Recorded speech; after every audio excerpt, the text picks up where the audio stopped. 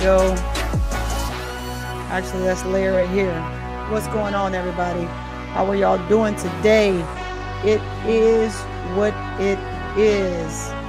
Let's get me on the side. There we go. I'll put myself over here in the corner. That way we don't cover up the artwork. Y'all can kind of see where I'm at. For sure, for sure. Let's get this fixed here. There we go.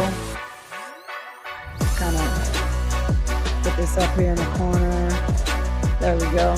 Save those changes. Actually, let's do this with this here. So if I need to show something. Bam. Skaplata, skaplata. All right. I am in the building. I am in the building. I am in the building. How y'all doing? I know the music is loud, but it's meant to be that way. So now that we are winding down to get started, let's turn that down a little bit. Again, welcome and what's up, everybody? Welcome back to CourtVision with SoPrettyToni, where I'm bringing you women's hoop fact check with none other than myself, SoPrettyToni. You see where we are? We are getting ready to talk about the Atlanta Dream, how they have fallen to the Seattle Storm with a 105-90 score. Third straight loss. Is it fatigue? Is it catching up to them? Or what do you think it is? If you're new here, hit the like button, subscribe, and turn on the notification bell, because we're covering the WNBA all season long with real basketball conversations, no agendas, just hoops.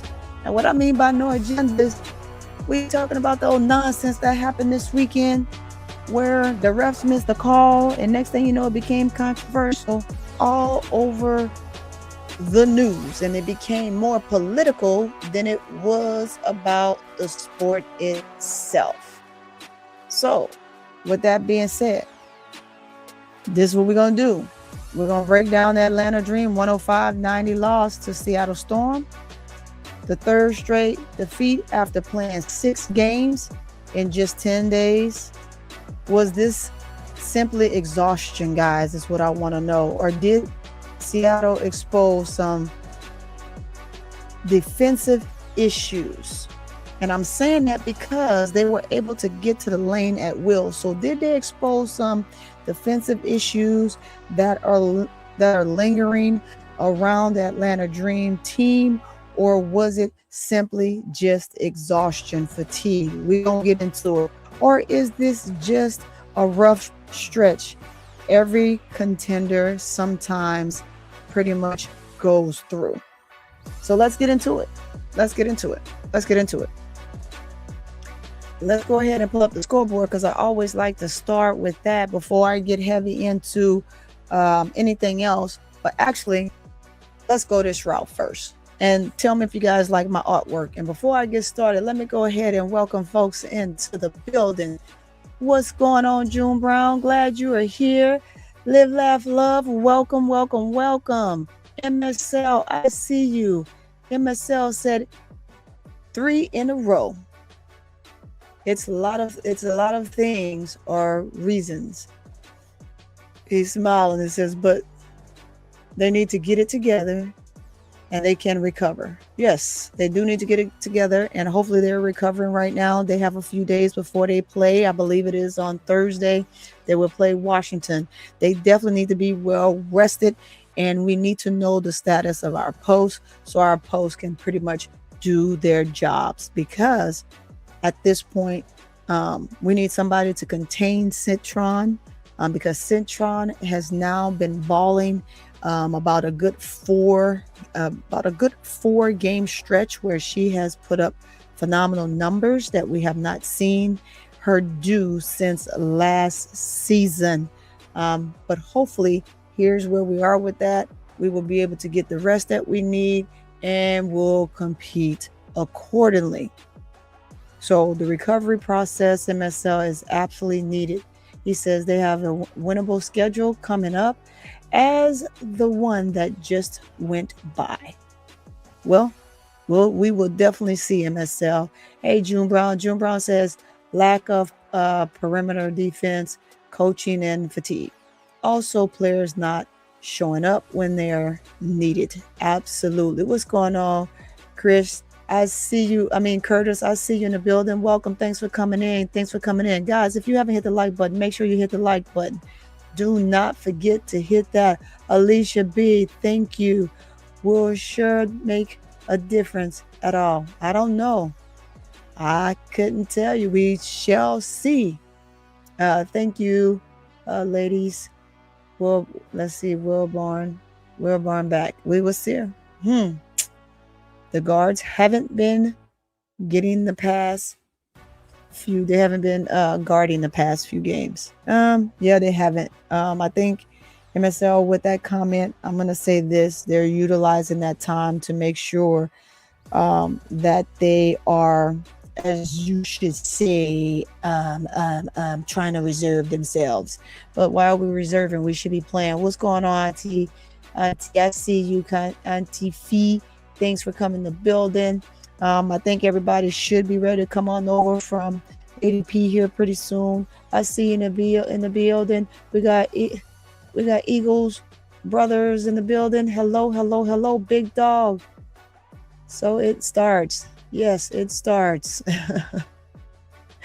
So we got H Dog 89 says Ryan and List. So I mean Ryan and Leash. So Ryan and Leash got to step up. They are the leaders on this team. They need to be on one every game and get some dog in them. I don't see the maturity in them. Stop chuckling. It says stop chuckling up. Stop chucking up threes and move the ball. Absolutely. Coach is in the house. Hey, and you know how it goes. Coach is in the house. Angel about to take over. And vertical leader as a vocal leader. Angel, I think, has spoken up in most ways. I think right now her body, just the exhaustion, you could see that in the last game.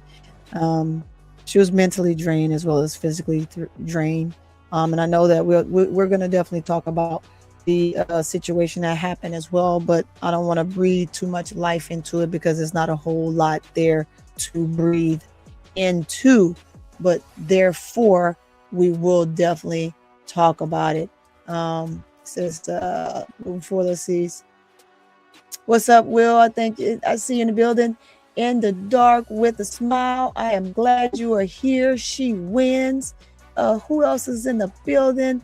We already got Williams Goins. We got BB. Oh. Oh, let's see. We got Beckham. We got B. Beckham in the building. Who else we got in the building?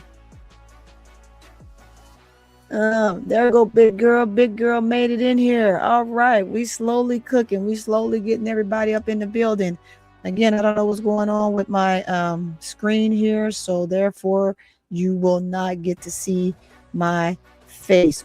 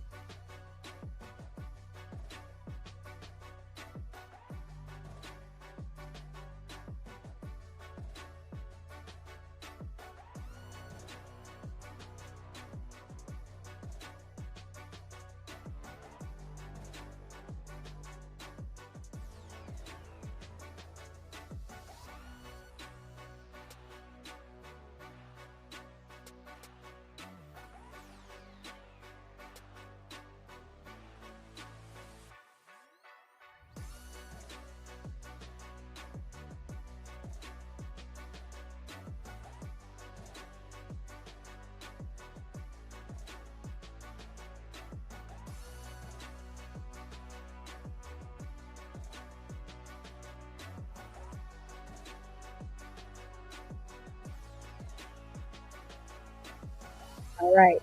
So we're here. That works. So now that that works, let me get myself up here. That way y'all can see me. And let's get it kind of stretched out a little bit because I don't like where it is right now. There we go. All right. All right. We are here because y'all know I like to show my face. I'm one of them people that don't mind being on camera. But if we're gonna talk, then let's talk that way. You know, I'm gonna pretend like I could see you through your little circle, your little lens, while you go ahead and you take a look at little pretty old me, right? Because I am pretty. That's why my name is SoPrettyToni. So let's get into it.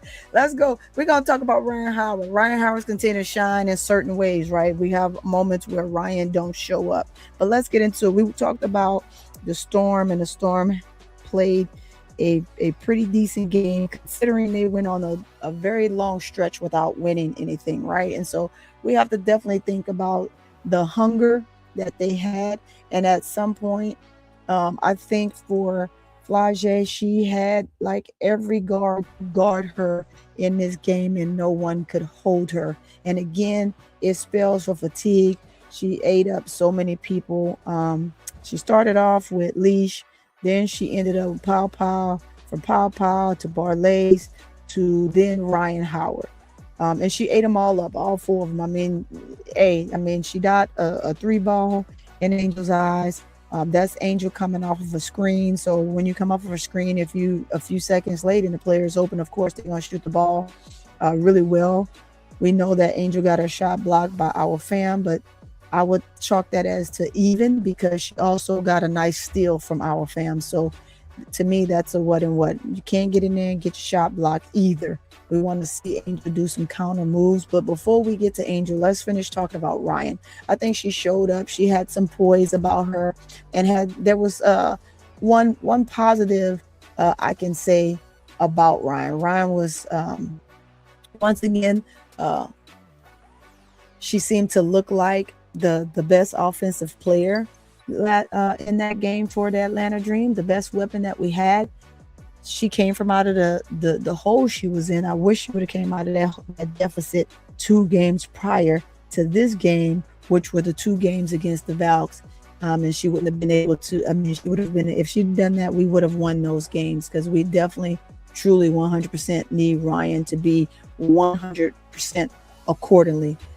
Without a doubt. She's had 27 points, 4 3-pointers in that game. I just want to point that out. She had 4 3-pointers in the game. And she was also aggressive all night.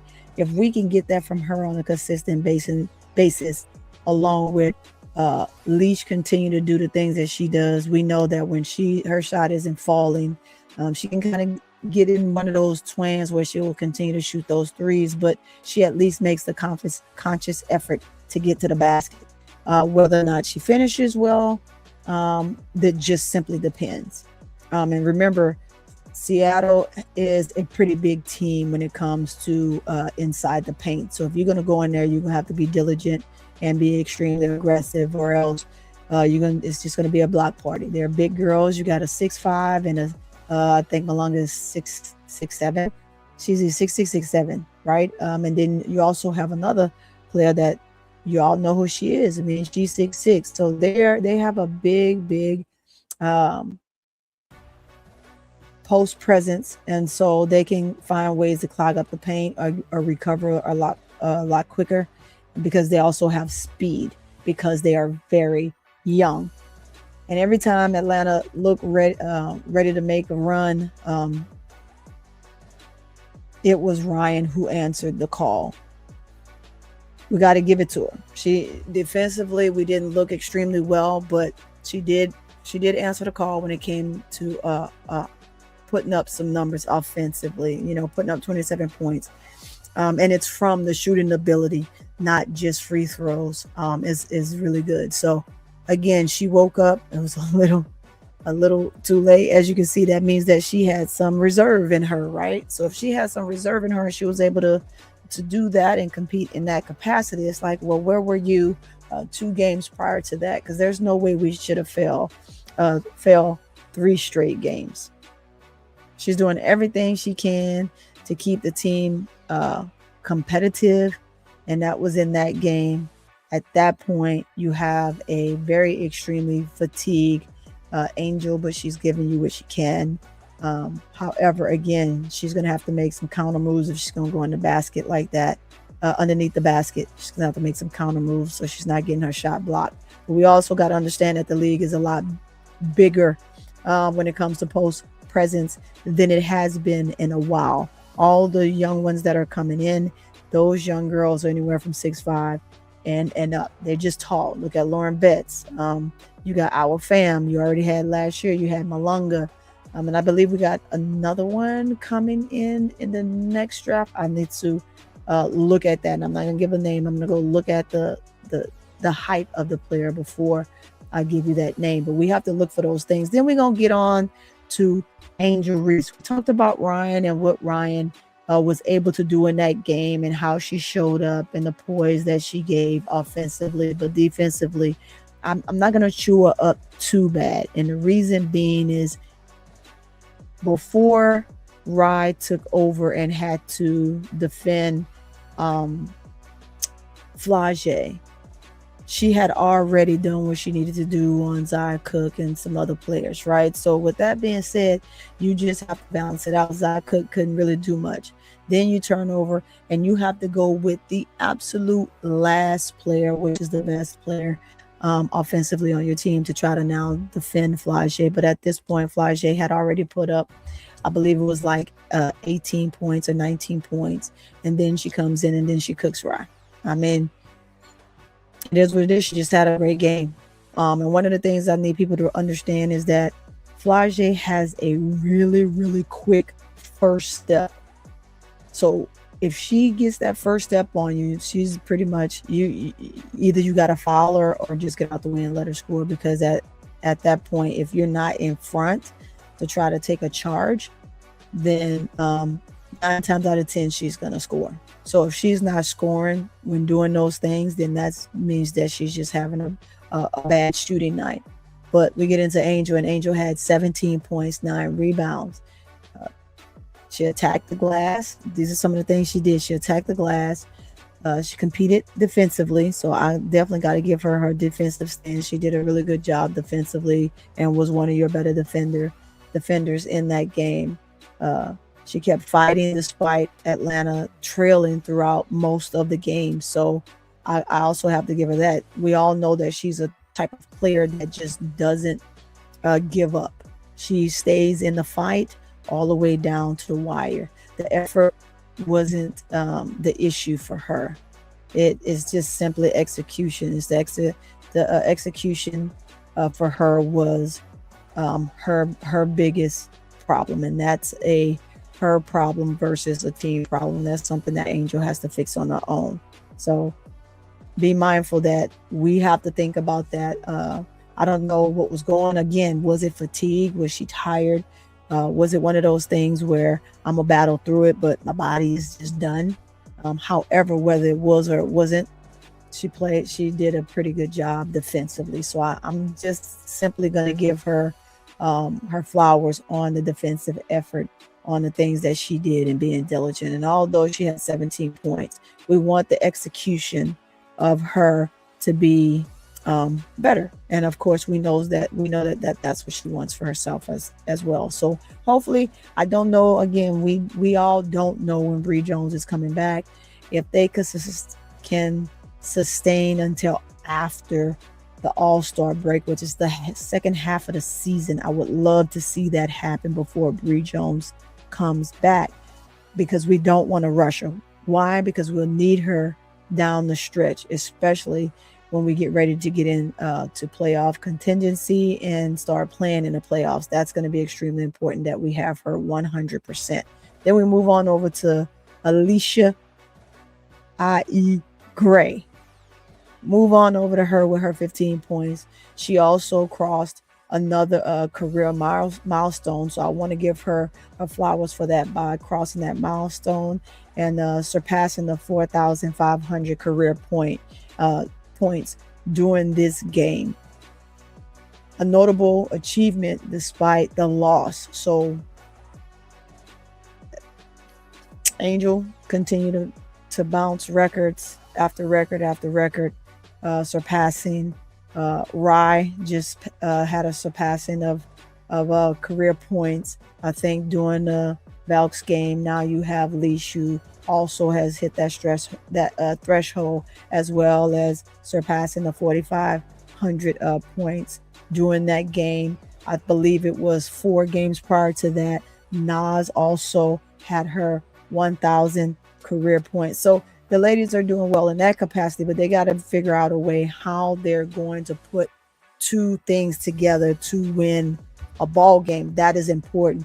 Jordin Canada. And I'm gonna say this, and then this is what I put for her, right? We know that there's a lot of things that she has to work on. I still think with what we have and being limited to the bench, and yes, we should minimize the bench. Utilize the bench some more, and give them more of an opportunity, a bigger role on the team than just sitting there and coming in for a minute here and there. We have to give the starters an equal amount of rest so they are able to sustain in situations like this, going back to back and having those 4 games in 3 days is crazy. Or 3 games in 4 days. But prior to that, they had a game 2 days before that and a game 2 days before that. So this stretch of having these 6 games like that so close to each other, they played the Indiana Fever, then a day went by, they played Indiana Fever again, then they turn around and then they go to Valks and they play the Valks twice. There was someone else, they played the Temple before that, right? So it's just back to back to back. So they had the Temple, they had Temple, they had the Fever twice, they had the Valks twice, and then they had the Storm. So, and they've had to fight in every last one of those games. It was already just the sheer will to battle in the game against the Indiana Fever, to then also have to play the Temple again, and just watching how the post play was just, it's just so egregious, right? Angel is not allowed to be aggressive, but the other post players on the other teams are extremely able to be extremely aggressive. However, you got to play through it regardless to whatever the refs say. You just got to do it. Again, let's get to Canada. Canada continue doing what she does best. She had 8 points, 10 assists. 2 shy of a double-double. Angel 1 shy of a double-double on rebounds. But at the end of the day, there's holes and moments in her game where I need to see her be better. She just has to be better in certain situations while on the floor. She kept the offense organized for the most part, right? That she did. But Atlanta simply couldn't get enough defensive stops. And so if you are a good defensive team, and I think it just gassed us playing just the night before and giving such a huge defensive presence in that game, and now having to come and play this game and try to give the same effort with no rest in between is just literally crazy. However, it's the way it is. Why Atlanta lost? Or why did they lose? I'm going to say that. Why did Atlanta lose, or why Atlanta lost? The Storm was just an incredible offensive team that night. Is the Storm like that every night? No, I think our fam just started off that game extremely well and gave us a show. She gave us an absolute show. She got to let the world see that she is her, and she's only going to get better because she's barely 20. I think she just turned 20. She was 19 when she played in the FIBA Cup. Now she's 20 years old. She has a lot of growing to do still. She's 6'5". I believe they thought she was 6'4", but she's actually 6'5". She said it in an interview, in a post-game interview. So she is 6'5", and she's still growing because she hasn't stopped growing yet, and Malanga still hasn't stopped growing yet. So you just imagine just how tall those two are going to be. And Seattle growing together, they keep this core together and they grow together, I think that they have a really strong presence in the W in the next year or so, where people are gonna definitely be, I don't want to say afraid to play them, but it's definitely gonna be a huge contending team in the next 2 years if this core can stay together. If not next year, I think next year they're still gonna have some kinks to work out that they didn't work out this year. And again, we're still close. We're getting close to the halfway mark of the season, and they're not there yet. So they still have room to grow. However, it will be interesting to see what they look like in the next year or so. And although Atlanta forced 18 turnovers, it didn't matter because Seattle converted almost every quality look they created. So whatever they tried to perform and do, they were very efficient at getting it done.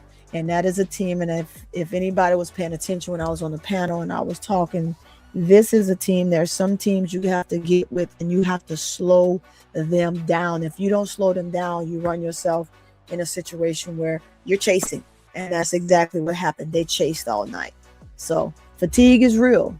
Let's be fair, right? I'm going to be fair with how this took place, and they weren't able to be an extremely competitive team against Seattle because fatigue is definitely real. And I'm telling you, in that moment that we saw with Flage and Angel, you can tell that she was tired. She's tired. She was fatigued. She's just not right now. Whatever she said, not right now or later, she really meant because she's tired, right? But there was still also time on the clock, and we'll get to that in a little bit. But 6 games in 10 days is just crazy. The third straight road loss. So we will see how they bounce back from that. That's an exhausting stretch of games and teams to play. The energy wasn't there defensively. It just wasn't. I know that they gave a conscious effort, and we would like to look at Atlanta and say, man, like, what are you thinking? They're tired, man. Fatigue is definitely there, and you can see it grimacing on some of their faces. Closeouts were slower. Transition defense, it suffered, and Seattle took advantage, as they absolutely should. And one of the things we just absolutely cannot take away from them is that they attacked when they needed to attack, and they made sure that they didn't allow Atlanta to work themselves back in there. Although we went on a nice little stretch where we closed the gap, considering how far we were down, we closed the gap. And then, of course, in the end, and this is where Flage got extremely excited, it was, I believe, her 5 buckets. She had a drive to the basket and then a 3-ball on Angel. And I mean, that basically was one of those situations, I don't want to say where it was the dagger, right? Because you still had a minute. I think it was like a minute and something, 7 o'clock. I don't want to say a minute and 30, maybe a minute and 24. You still had time on the clock. And we have seen crazy things happen with at least a minute on the clock in the women's game that we always see in the men's game, but it is now translating into the women's game where you can basically use that whole minute and eat that minute up minute by minute and still be able to execute some plays and get yourselves out of a hole. And we have seen that phenomenally this season, considering there's more calls with more offense happening on all across the board.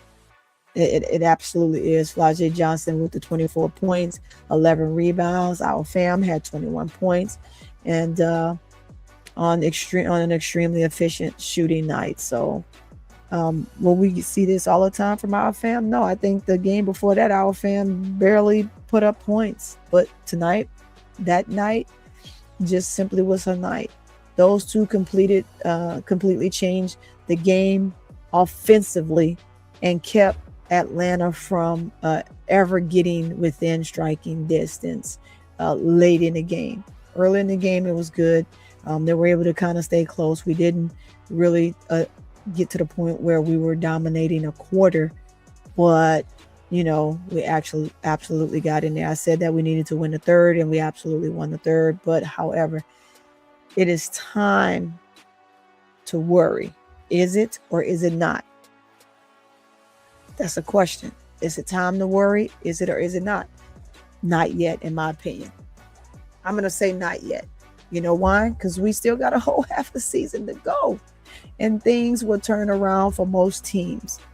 If you're looking at, if you look at the Sky, they're playing much better now that they've gotten their players back. They have one player left to come back, and so they have the best of their team right now. And you saw them play a well executed game against Asia Wilson and the Las Vegas Aces. So there's teams that you're going to see some things happen, and they're going to get better, and they're going to have some great execution down the stretch. But we need to, as the Atlanta Dream team, and as a fan of it being my home team, I want to say this: they're going to have to work on some things, and hopefully, by the time they come back from the All-Star break, they will be up and ready to go. This team has already shown that they can beat quality opponents. And I know if you pull the stats and statistics right now of what that looks like, it looks like they have not beat a top contending team yet. They lost to Vegas by 1. They lost to New York by quite a few.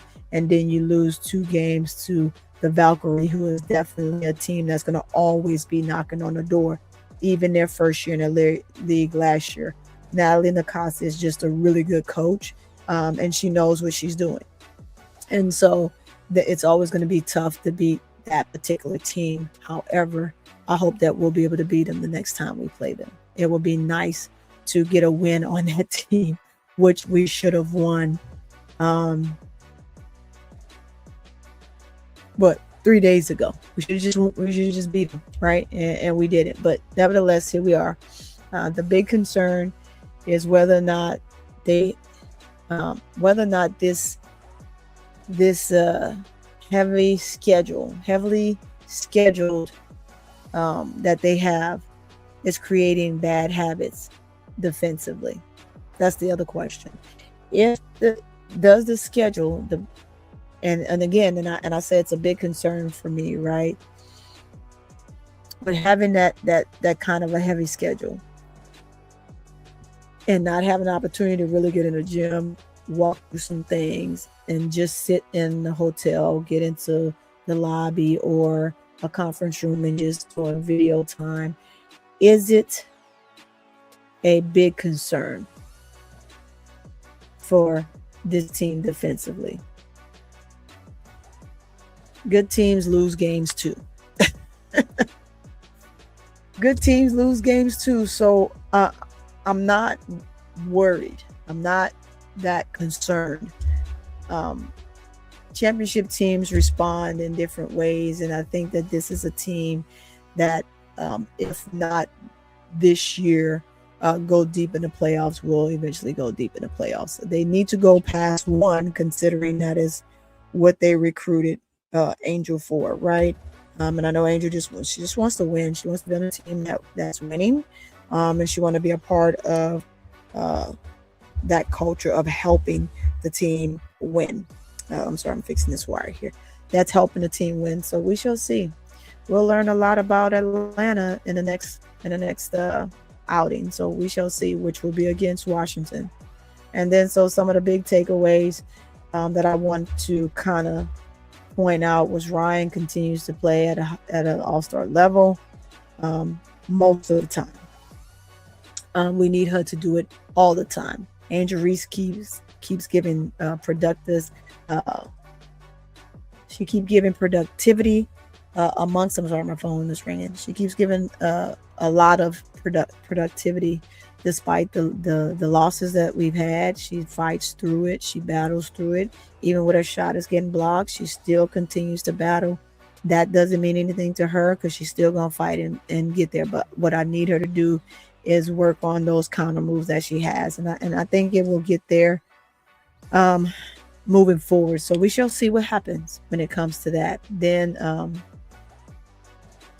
Seattle's offense was just nearly impossible to slow down. I'm just going to say that. It was nearly impossible to slow them down. Fatigue absolutely played a factor in this game. And that's just the big takeaways that I have. Atlanta needs they need this road trip to end with a better defensive intensity. So we shall see, because I think they're playing Washington at Washington. I mean in DC. So we shall see. Now, before I get to some major questions, let's get to the score sheet. So come on, phone. What is this? I'm sorry, y'all have to take a look at this real quick. This is business.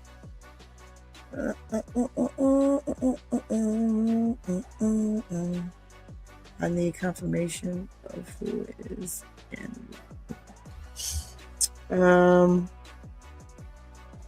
Oh, that's not us. That's not me. Okay. Moving forward, let's get the scoreboard up here.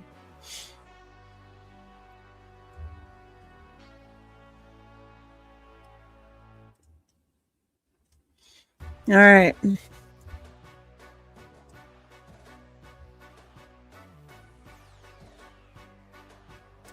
Let's get that up here.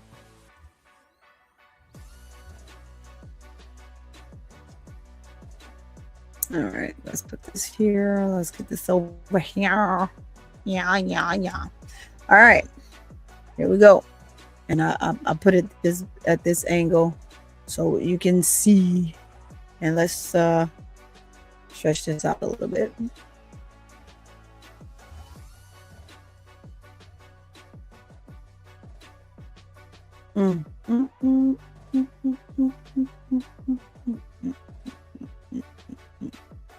All right, is that good, you guys? Y'all can see this very clear. You should be able to. I'm just constantly enhancing how it is done. Actually, you know, I really truly want to see how it looks in the window here. Let's get this.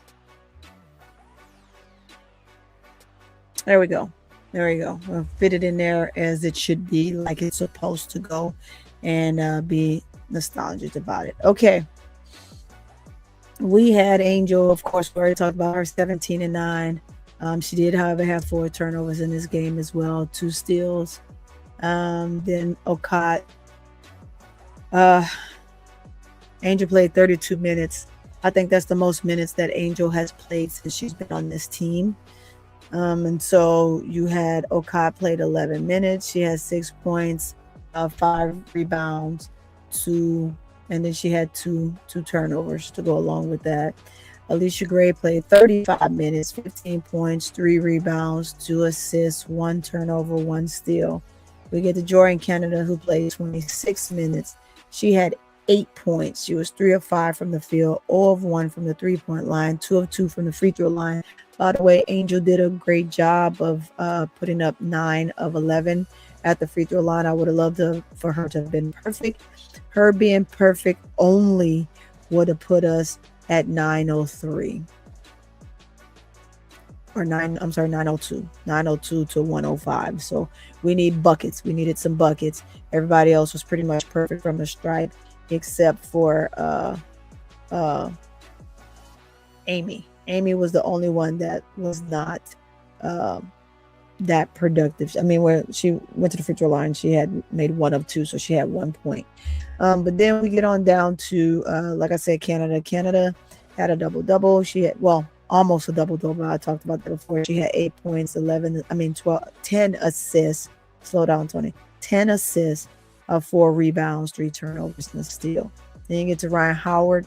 Rhyne Howard had no rebounds. There's a couple times that Rhyne Howard was in the vicinity to be able to help board, and it's kind of like she reserved her energy as much as she could. She had 27 points. She was 10 of 17 from the field, 4 of 10 from the 3-point line, and she was perfect at the free throw line, 3 for 3.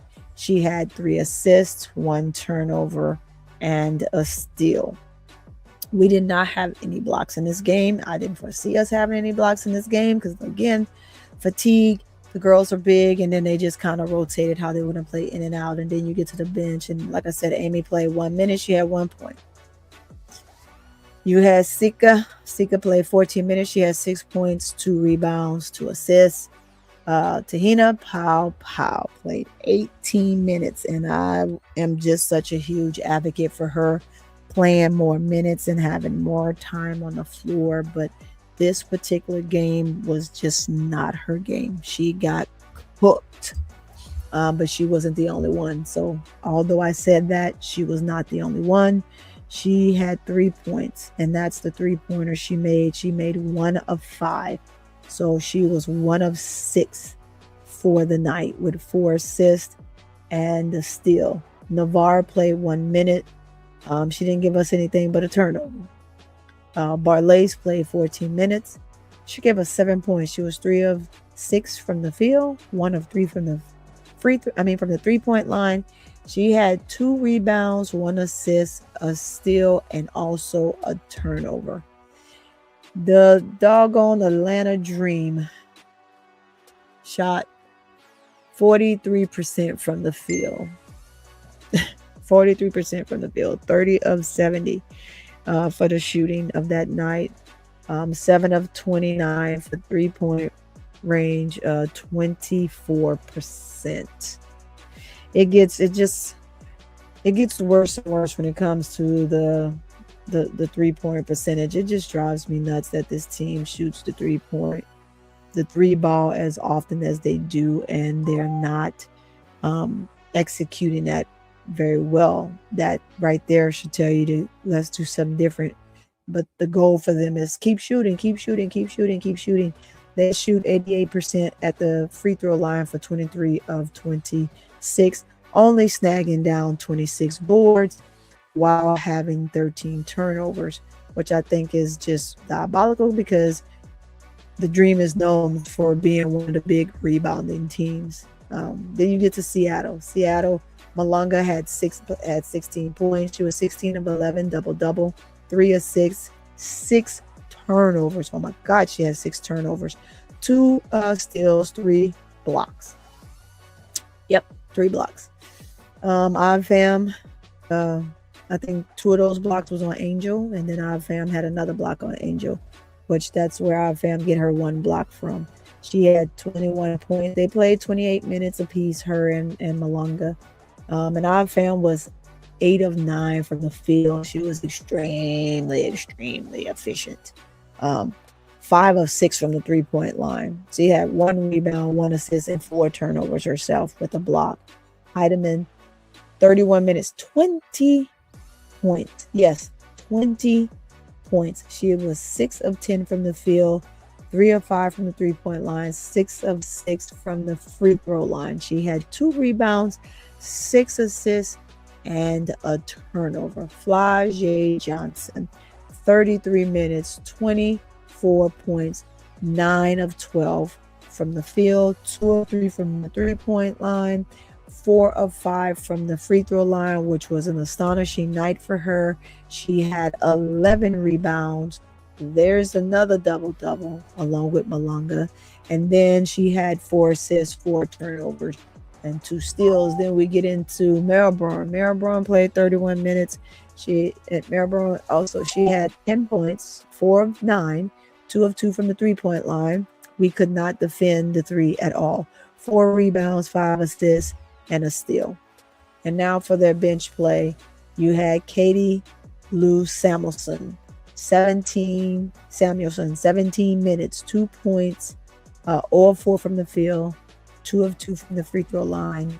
And that's where she got her points. That's where she got her points from. She had 2 rebounds, 3 assists. Holmes. We get to Holmes. Holmes played 1 minute and she was 0 for. Then you had Taylor Theory, 6 minutes. She was 0 for. Stephanie Dolson, 13 minutes, 5 points, 7 of 3 from the 3-point line. From field goal. From field goal. And then she had 1 of 1 from the 3-point line. 2 rebounds, 3 assists, 1 turnover. And last but not least, Zia Cook played 11 minutes. And the reason Zia Cook played 11 minutes is because Rhyne Howard kind of had her on skates a little bit. She only was allowed to put up 2 buckets, which was She was 2 of 2 from the field. She had 1 3-pointer, so she was 1 of 1 from the 3-point line, 1 of 3 from the free throw line, 1 rebound, 2 assists, and a turnover. Now, rebounds. Like I said, Atlanta Dream got out rebound 26-39. And for turnovers, it was 13-17. So you just imagine if the if the Storm pretty much capitalized on all of our turnovers, this would have been a much more in-depth, dangerous game that we played. Again, if you're in the building, hit the like button. Hit the like button. Now, let's take this on down. Let's take it on down. There we go. Get myself back up there. Team, chat, people, everyone, tell me this. I got some questions for you. These questions to my chat. Is fatigue the biggest reason for Atlanta's 3-game losing streak? That's the first question, i.e. answer that. Answer that question.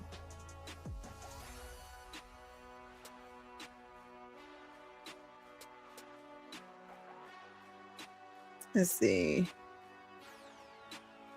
We'll get to the chat in just a minute. While I ask that question, let's ask another one. Should the Dream expand the bench rotation? Big Girl said, I didn't know I was sending cake. Oh, okay. Maybe y'all talking about something else. What's going on, T. Camilla?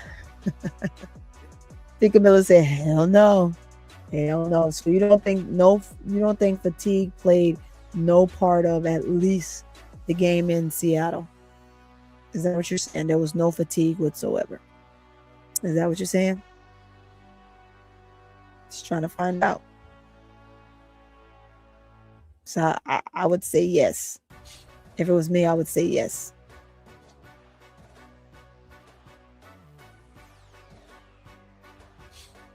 I don't know about all games, but I can say in the game against Seattle, yes, it was fatigue going on. Very much so. There was some fatigue going on. Let's see.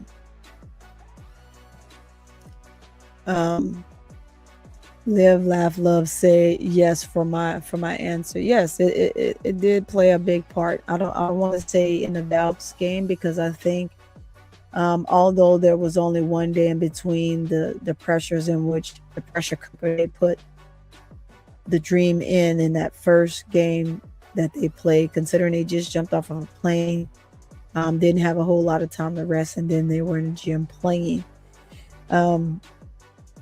Could have something to do with the flight, getting there. I don't know. That I won't make excuses, right? There's no excuses when it comes to that. Just like there's no excuse for them playing them the second time and have an opportunity to win the game, and then they don't, because they allow Gabby to take over in a pivotal part of the fourth quarter that basically stole the game away from them. And she didn't really steal it. It's like the Dream gave it to them, right?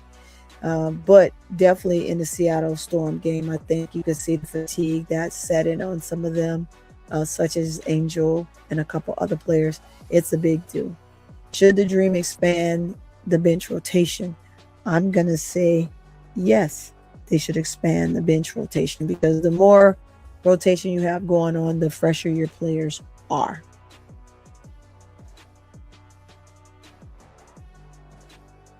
And we're not even at the start break. No, we're not. The rotation and lack of bench play causes fatigue. Absolutely. Absolutely, it does. Then I'm going to get into the next question.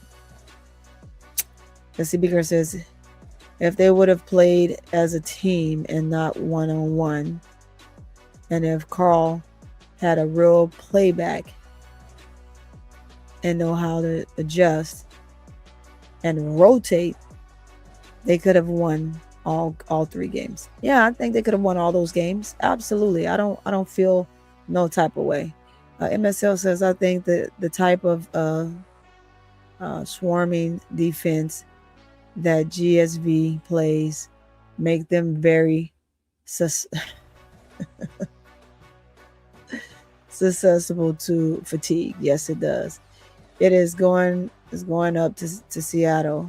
They just wanted to go home at that point, but Semesco shouldn't have lost that. No, he shouldn't have, even in that situation.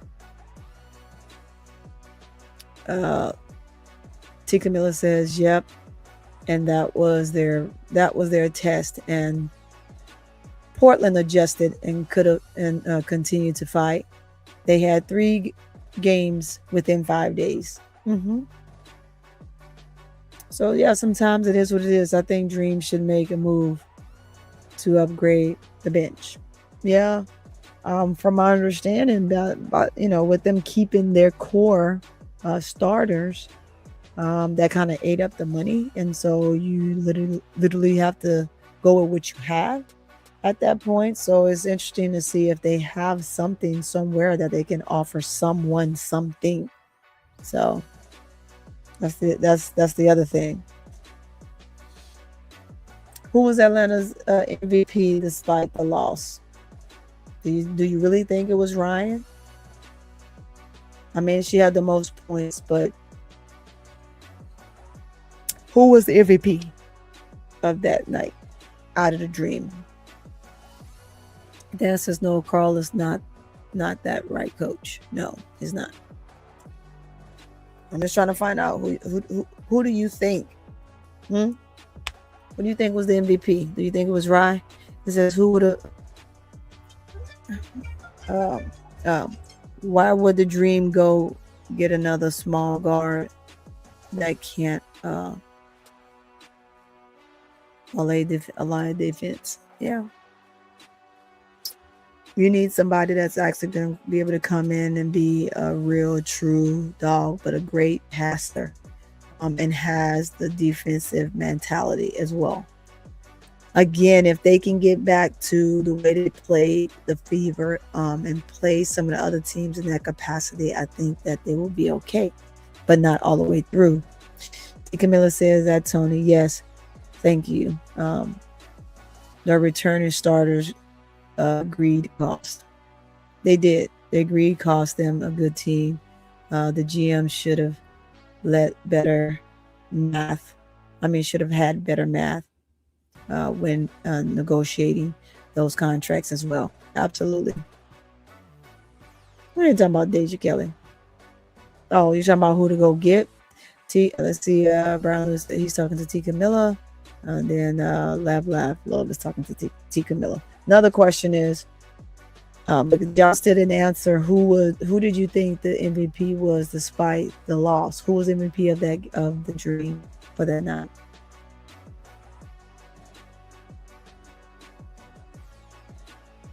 Let's see. You'll take teaspoon too for his coaching. Yes, the Dream needs a true PG and a big wing or guard. Absolutely. Oh, looky, y'all, looky. I appreciate that. Yes.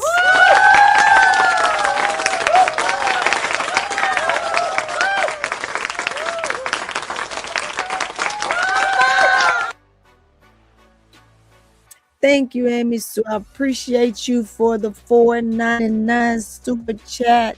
Thank you so much. Amy Sue says, what happened to the veteran bench players from last season? This is not the same team we saw last year. They have mostly inexperience on the bench. Well, Coffee was on the team. Coffee is gone. And remember, Nas came off the bench. I'm trying to see who else. Kone was there last year for a stint. I don't know how long, but she was there for a stint. So I'm not sure who else besides Coffee was there. What's going on? My girl Bernadette? Hey, I tried to call you back. You were busy, I guess, on Saturday. I try to call you back. I'm gonna call you after I get off here. So I don't know. I can't answer that, and so I don't know why. And again, it also could also have something to do with the money, right? Offering you didn't have to offer Angel very much because Angel's she is on a rookie contract. So you gotta figure out a way how you're gonna offer her after next year because you exercised her fourth year. So she's gonna be with you guys next year as well. So after that, I'm not sure what else to tell you when it comes to that, but it would behoove you to make sure that you find some money because if not, whoever offers her the money is where she's probably going to go. I mean, this is the perfect ideal place for her, but when it comes to business, business is business, right? It ain't amount of anything else that is going to hold a person from their dollar. So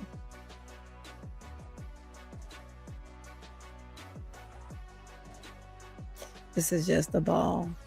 Ball has to move again, and Angel has to score by 25% each. Let's see what else we got. Ooh, we got another one. Ooh, boy, that girl feeling good right now.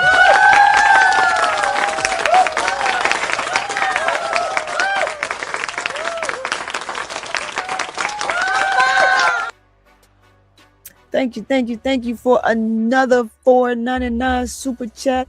Amy Sue, I appreciate that. It says, when they asked Angel to join the team, to join a dream, she should have asked, who all going to be over there before signing with them? I think the biggest thing for Angel was understanding that they kept the core group.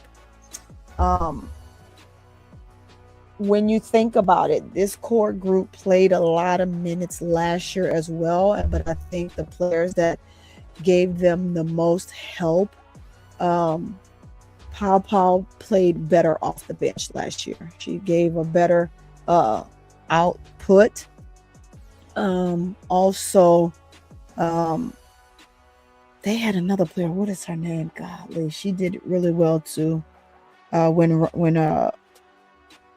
Jordin Canada went down, they had another player. I can't remember who it was, but they kept it rolling. They kept it pushing. They did a really good job. What's going on, Miss D? I'm glad you're in the bill. It's Shirley Kimbrough. Welcome. Hey guys, make sure you hit the like button. Let me go in here and see how many people hit the like button before I continue on my journey, because if you are not hitting the like button, then we're gonna have some problems here. Hold up. Let me go look and see how many people then hit this like button.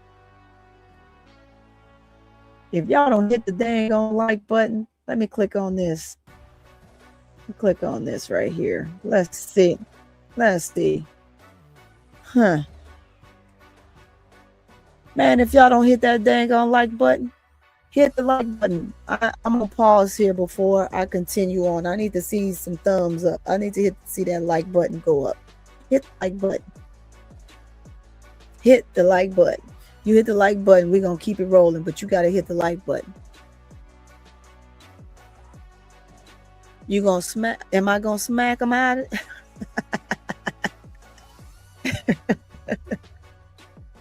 Why am I gonna smack the shit out of? Who gonna smack the shit out of you? I have just hit the like button. Yeah. Who else? I'm not seeing this like button going up. Y'all better hit the dang on like button.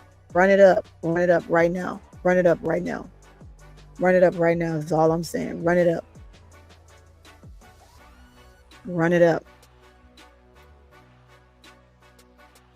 When I see the like button run up, then we're gonna continue on. Keep it going. I got another look. That's almost 10 up from what I just saw. Go ahead and hit it. It's important. Tika Miller said, first let's read Brian Lewis. Brian Lewis said, Angel no BG wasn't going to be there because she knew TA couldn't sign all of them. Angel named the player name the players in the first interview. She did. So yeah, BG was another player that was there. You had BG, you had Coffee, but there was a guard. There was a guard that was there that came in and did a pretty decent job. So I need to, who was that guard? Anybody know who that guard was? Tika said Angel basically left Tyler Marsh and Chicago for a Southern Tyler. Let me see. It rolled up too fast for a Southern Tyler in Chicago and Atlanta. Guards can shoot, but IQ is low as fuck.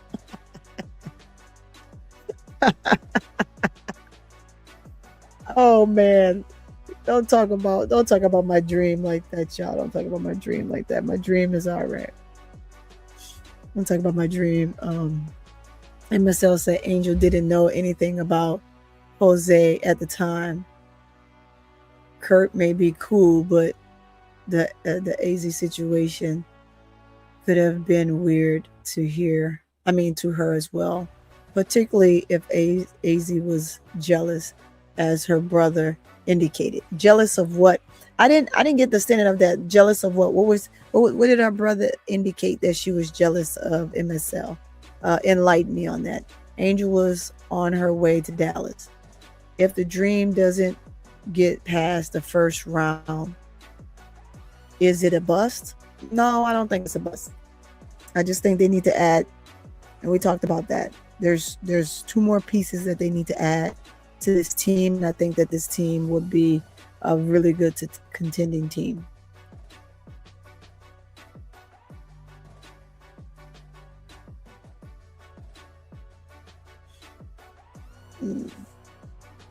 No, big dog. It's the team in the bus if they don't make it. I mean, they gotta add some pieces.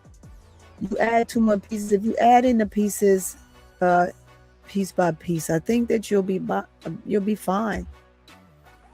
For AR, she would be excited to have made it, right? She would love to go past, but to just be on the team to make it for her right now is something that she strives for.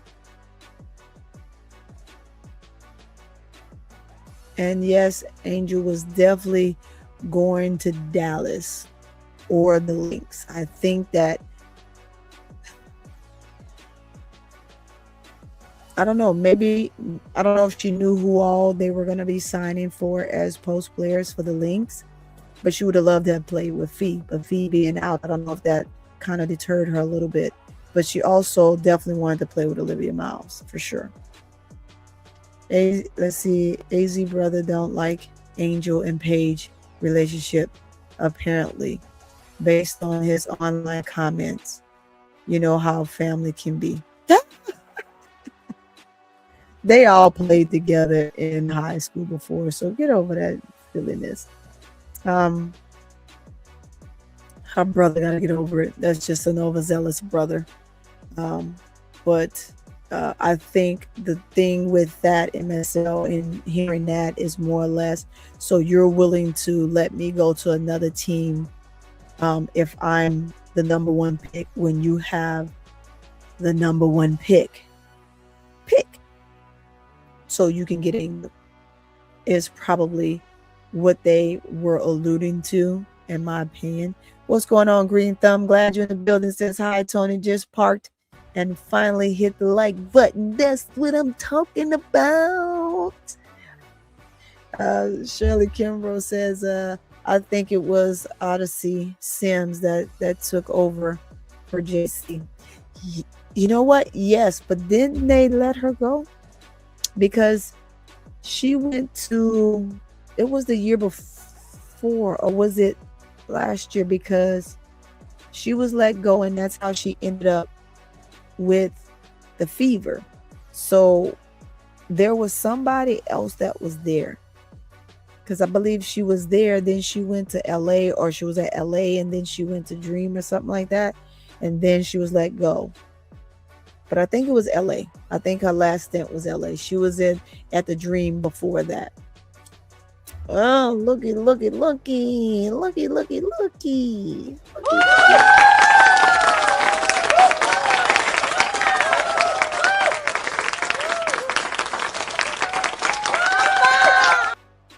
look. You said something there. That right there was a lot. That was a lot, William Goins. Just imagine Angel with Olivia Magic Miles. Ooh-wee. My would be an epic. That would be extremely epic. And when I say that more than jealousy would have set in for said person, and it wouldn't have been sugar coated, because she would have got her head twisted, although she still got her head twisted 2 games out of 3, but still, it would have been just, man, it would have been out of this world. That would have been a duo I don't think you could have ever split up. And we still got time in the league yet. We still got time in the league yet for that to take place. What's going on, Twila Ross? Russell, I'm glad you're in the building. Glad you are here. Yes, sir. What's going on, boss man? I see you. Let's go. Let's go. But again, thank you for that $5 super chat, William Goins. And we rolling, y'all. We just gonna keep it pushing. We're gonna keep it pushing. But yes, I think that even if Angel would have went to Dallas, I mean, her and Paige have always had a really great friendship.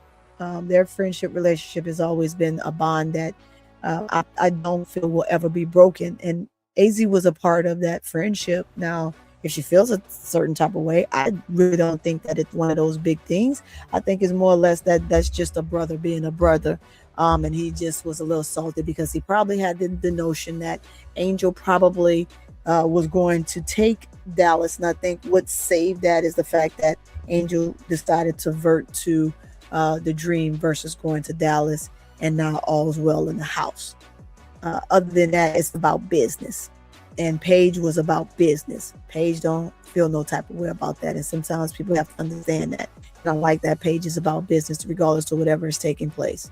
That is extremely important. Angel probably didn't go so that Olivia wouldn't get stuck. Wouldn't get stuck in Chicago. I know someone by the name of Candace Parker made that allusion as to did Angel mess up, and I'm gonna quote her, did Angel mess up the Olivia Miles Chicago Sky situation? No.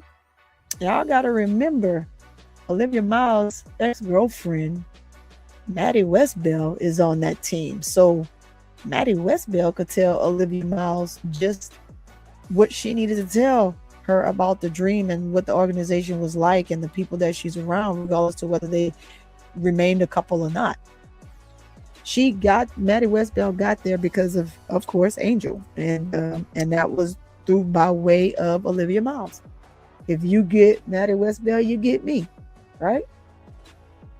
Type of situation. So, and now Maddie Westbell is stuck over there, and she's on a player development contract, and another player just got a year deal, remainder of year deal contract with Sky, and Maddie Westbell was there first, and she's still sitting there wondering what games can she play, if she can play any. I think Maddie Westbell has now only played 1 game out of the 12 that she can play. Will they ever exercise the right to play her more and let her play out her 12 games? I don't think so. I don't think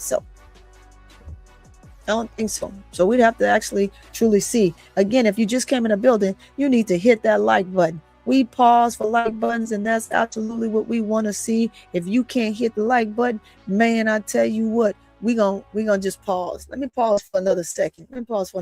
Let's check these likes. Let's check it. Let me refresh my screen here so we can see these like buttons and make sure that you guys are coming in and immediately hitting that like button. I don't care what time it is. What it is for me is it's time for you. It's time for you, chat. It's time for you to hit that like button. I need to see 10 likes right now. Go ahead, light it up. I need to see 10 likes right now, because there are still some people that I see that is in this chat and watching, and I don't have the same amount of thumbs up. So I say y'all need to get to it before I continue on. Get to it. Hit it, hit it, hit it right now. Hit it right now. You came here for a reason. You wanted to hear me speak. You wanted to hear my analysis of this game. So with that being said, then do me the courtesy of hitting that like button. Hit it. Hit it. Hit it. And we're going to continue on as soon as y'all hit that like button. As soon as y'all hit that like button. That's all I'm saying. What's going on? C-Man, I see you. Let's see. Live, love, on court. 100% on court. Anything else? Drama talk on court. What you gonna do on court? Forget narratives on the court. Probably more than likely not.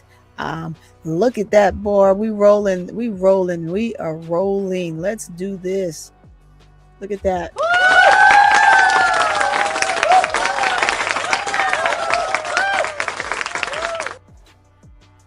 Thank you. Look at this. William Goins gifted one CourtVision with SoPrettyToni a membership. Thank you so much. You know what? Man, you all right. You know what, William? You are all right with me. You are super all right with me. You just know that. Right now, you can't do no wrong, William. You can't do no wrong. You can't do no wrong. Look at that. A membership. He gifted a membership for somebody. Thank you. I appreciate that so much. William's going, hey, anything. I got you, man. I got you. Appreciate you so much for that. Let's check these likes. We're checking them. Get those likes up. Get the likes up. Now, let's get into some footage. You got to listen to me talk for a while. You got to listen to me go through my thoughts and my analytics of this game. But let's go ahead and let's look at some footage here. And y'all know how it goes, so don't chalk me up now. I looked at all of these ahead of time. They ran just fine, but you know, like I said, sometimes when we stick them on StreamYard, it kind of gives that little slow roll atmosphere. I don't know why, but it does. It absolutely does. Let me get here. Let's minimize that. Let's put that over here. Let's see. Let's take this off. Switch out. Let's get this up.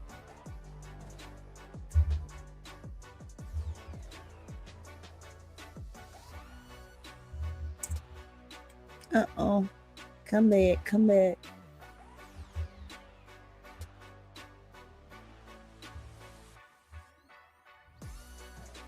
Let's see if we can get this to open up here. It's acting real funny.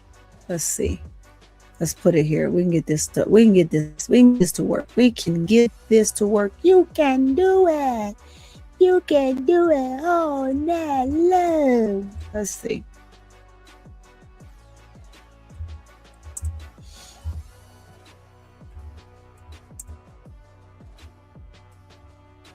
And so while we do that, let's go ahead and get the sound off, the background music off, so that way you guys can hear this extremely clearly.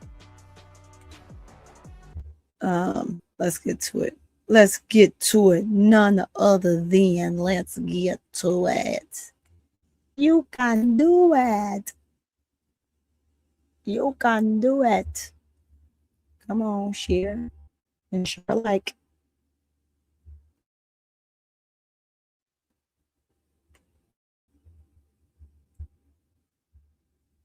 Okay.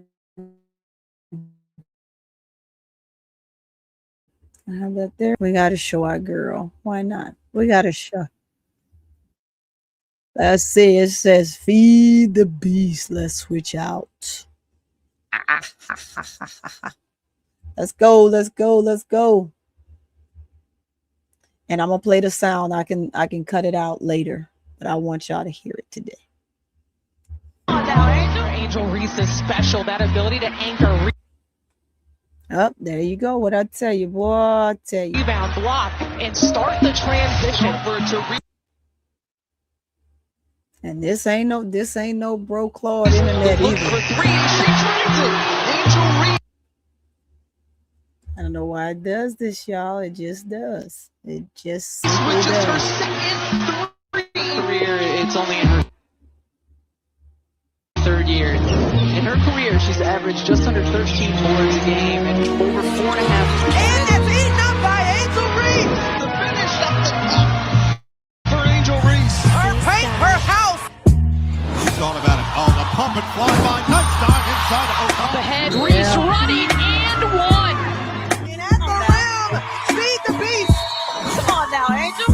It's a tough bucket. Great move from Angel Reese. Reese pops free on the baseline out of bounds, and the southpaw puts it in easily. Yeah, that one's too easy. Angel Reese, corner three. Knocks it down. First one for Lynn. Hey, that was for the votes, right? And I hope everybody made sure that they voted.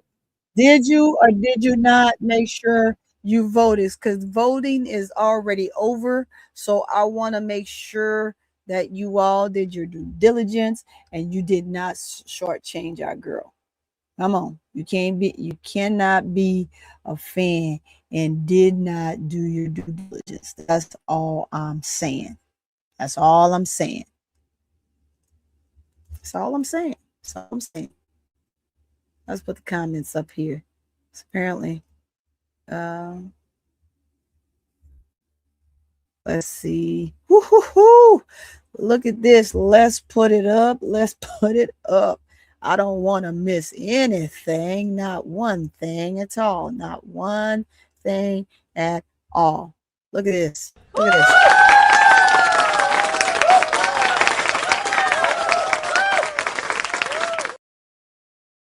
Look, we got another one, y'all. We got another one in the building. Look, thank you guys so much, boy. Y'all are on it. Y'all are lit. I'm going to take it for what it is. I'm coming up on a circle on y'all because I just have to say thank you, thank you, thank you.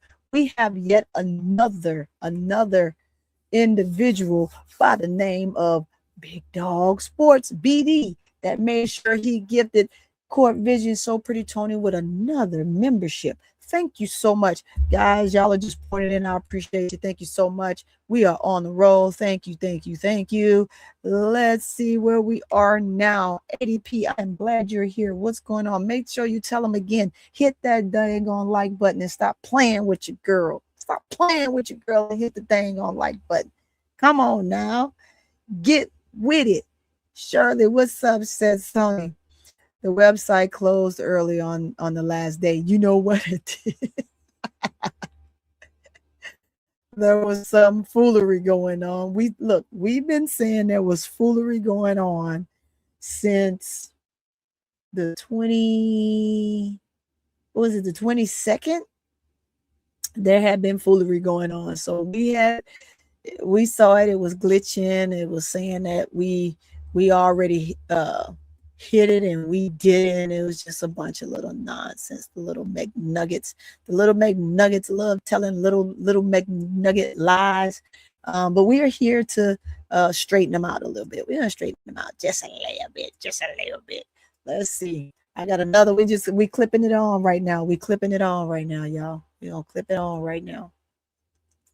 Let's get this one here. We're gonna get this one going. Yes, sir. Yes, sir. Yes, sir. Yes, indeedy. Feed the needy. Now, let's get into what I told you we were going to get into when it came to none other than this Flage situation. And sometimes we just want to let things die down, but they just absolutely don't at moments. And again, I always like to make sure that when I'm piecing this stuff, we're coming in nice and tight with it. That's it. That's it. No other way. I'm going to stretch it out. And I did it like this because I want to read it. Let's read this. Let's open this up. Okay. So it says, this is from Heaven. Shout out to Hove. Appreciate you. I am using this. And again, shout out to you for your comments. Let's stretch this out so my people can really, really see it. People are silly. Atlanta Dream on the second night of a back-to-back. This was their 5th game in the past 8 days. They have been on the road for 5 days. They are tired and frustrated. Angel had 17 points, 9 rebounds. She had a good game considering the mental and physical toll of playing 5 games in 8 days. Flajay Johnson, on the other, Flajay Johnson, an over exhibition rookie and former colleague, teammate of Angel Reese, walks up to Angel in the middle of the game, hoping to dap her up. Now, mind you, this is something that we typically don't do. Y'all know that Angel fully committed to her team and a champion at every level who hates losing, gives Flajay a stiff arm and says later. I see nothing wrong here. I would do the same thing if I were on the court. Since when do we expect warriors to hug and to play patty cake during the game? Because remember, there was still time on the clock. No. You wait until the game is over. Allow me to walk to the locker room, take off if that's what I'm going to be, right? And after we have showered and dressed, we can link up. At the end of the day, that is exactly right? Because you're in Seattle and she's staying in Seattle. So I mean, if they want to hook up, have a dinner, unless they needed to get back on the flight immediately. Sometimes things change in that capacity, and Angel did nothing wrong here. So let's just pull this up, and I know we've all seen it 100 times over, but we're gonna look at it again. Let's get this to set. Couple LSU friends. Oh, you know, this commentator with the silliness, right? This guy with the silliness. We ain't got time for that. Don't be so silly, my dude. Let's turn off the volume, but we can see that, right? We watched our girl. It's like, wait a minute, I'm tired. We just did this. Flajay goes over, dap up her team, her whoever, right? And so we have moments like this that simply just doesn't make sense. When you're excited and you're dapping up your entire team and there's still time on the clock, understand that you're excited that you were able to get the last 5 points to push your team back up and give y'all that depth where you had 100 points, you put up 5, and it makes it super easy, right? Kudos to Flajay for that. I'm not going to take anything away from her when it comes to that, but we do need to make sure that we look at things in a whole that doesn't set individuals in a negative way. And I know people say, hey, she did this for clout. She did this for a viral moment. I just think that it comes down to this, right? These 2 young ladies were very, very close. Angel was a great mentor to her. Angel and her became really good friends. They did a lot of things together, their families, meeting families, different things like that. And so the love for each other doesn't just go away. I know Flajay want things back from what it looks like. And maybe she was just excited about the moment and wanted to dap up one of her teammates. But they hadn't really spoken or anything like that since Angel left LSU. I mean, they had a moment where they talked during the All-Star, but that was about it because Flajay was there doing every day of All-Star last year. Now, what conversations they have, I don't know. Don't want to get in their business because it's not my business. But what this is the public's business because you made it the public's business, right? And when you make it the public business, now you got everybody in your business that you didn't want in your business. But it also knowing that Angel have gone through so much from a negative standpoint, and you're being someone that's been on her side since it started from the very beginning and says that you're an advocate. Also should have maybe have thought a little bit, and I'm not gonna fault her completely, right? Because this is a rookie moment for her, and I just don't think it was maliciously done on my part. Maybe for others, you may think that it was. I just don't think that it was a malicious act. I just think it's a rookie situation, a rookie mistake that she just didn't know, and she just really thought that Angel would be up for this moment that she decided to display, and it just did not work in her favor. It just didn't work in her favor. So, with that being said, I did want to put that up, and it says yes. That movie, I'm screaming. Her facial expression is hilarious. Yeah, it says, Cameron, are you trolling? Because that's not what Flage said at all.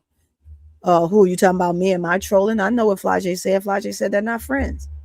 Flage said that out of hurt. But see, Flage didn't pay attention to what Angel said prior to that. So I'm just trying to understand. I don't think that was maliciously done. I really truly don't. I don't think it was maliciously done. I think it's in the moment. She's dapping up her teammate. She see Angel. Oh, Angel, let me dap Angel up.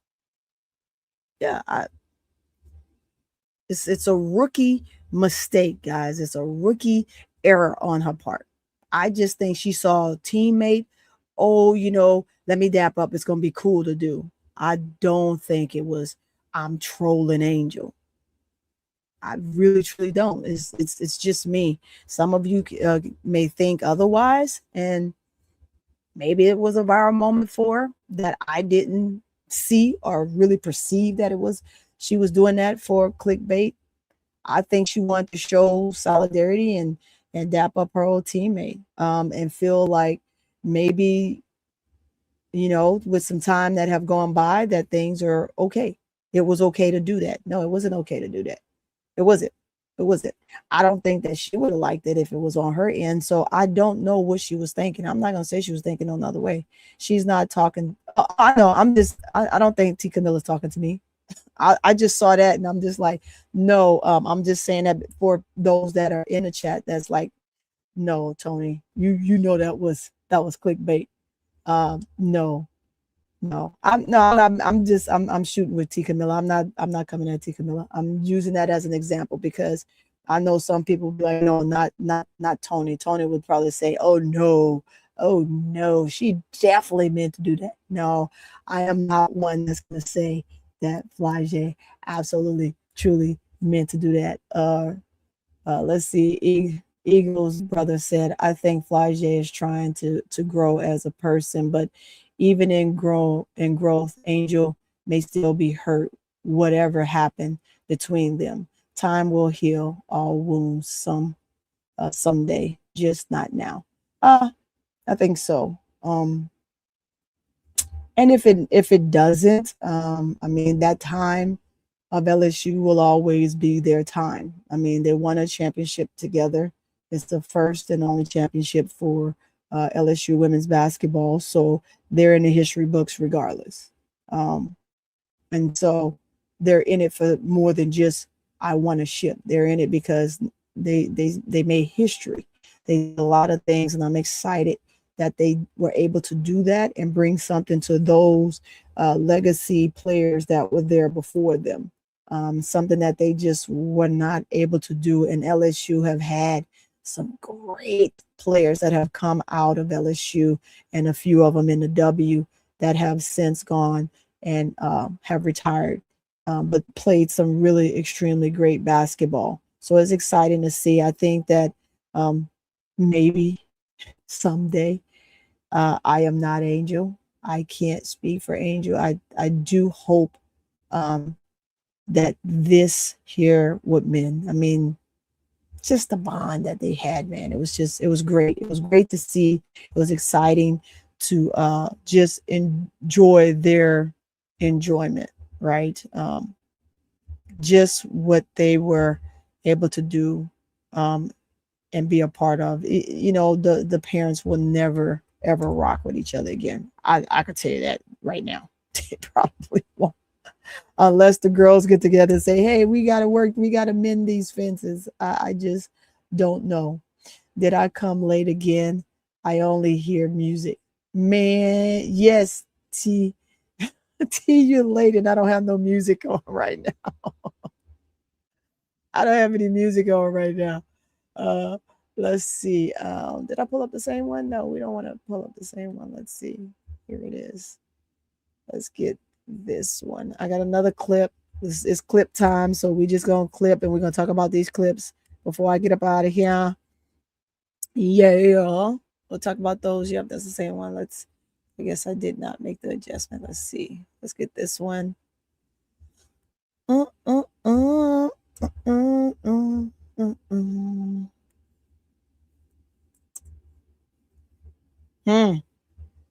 does this keep going there? That is not what I'm asking for. Let's see.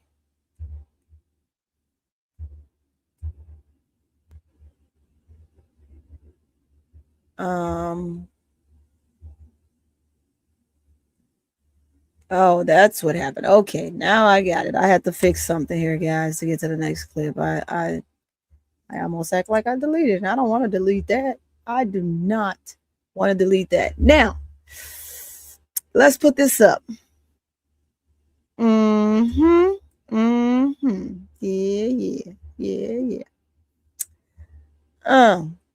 More stats.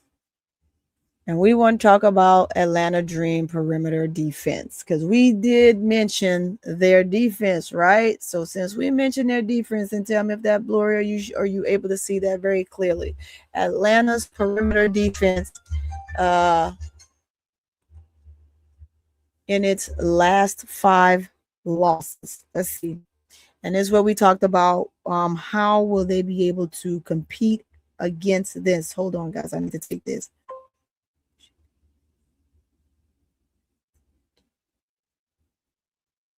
Thank you. I'm sorry I had to take this, guys.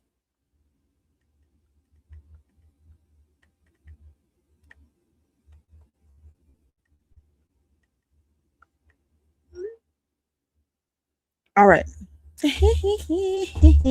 Okay, so we looking at some of the top teams, right?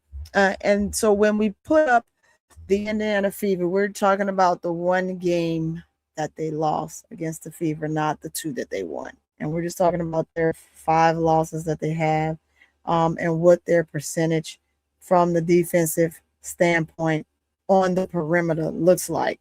You have Indiana Fever where they went 11 of 25 for 44%. New York, they went 16 of 35 for 51.6%. Golden State first game, 15 of 32 for 46.9%. And then the second game of Golden State, 5 of 22 for 22.7%. Oh my God. Seattle, 4 of 23 for 60.9%. Atlanta is 1-5 this season when opponents make 10 or more 3-pointers. So that means that the Dream have some work to do, and we talked about that. Look at Lee scratching her head because I'll be scratching my dang on head too. I'll be scratching my head, Lee, in dismay too. Like, what we gonna do here? What is really truly happening? What's happening? Like, you have got to defend, and you can't let it go. If you can't defend, then you put somebody else in that can. Is all I'm saying. You put somebody in that can. And make it easy on yourself. Make it easy on yourself is all I'm saying. You have got to figure it out. That is very poor execution when it comes from the perimeter standpoint. They did a better job in game 1 against Golden State with the perimeter defense versus the second game. Although they looked better in the second game, it's just weird. It says you can tell Flau'jae was hurt because in her post-game interview, she gave credit to W players about certain aspects of the game. But when talking about rebounds, she spoke about Dennis Rodman, right?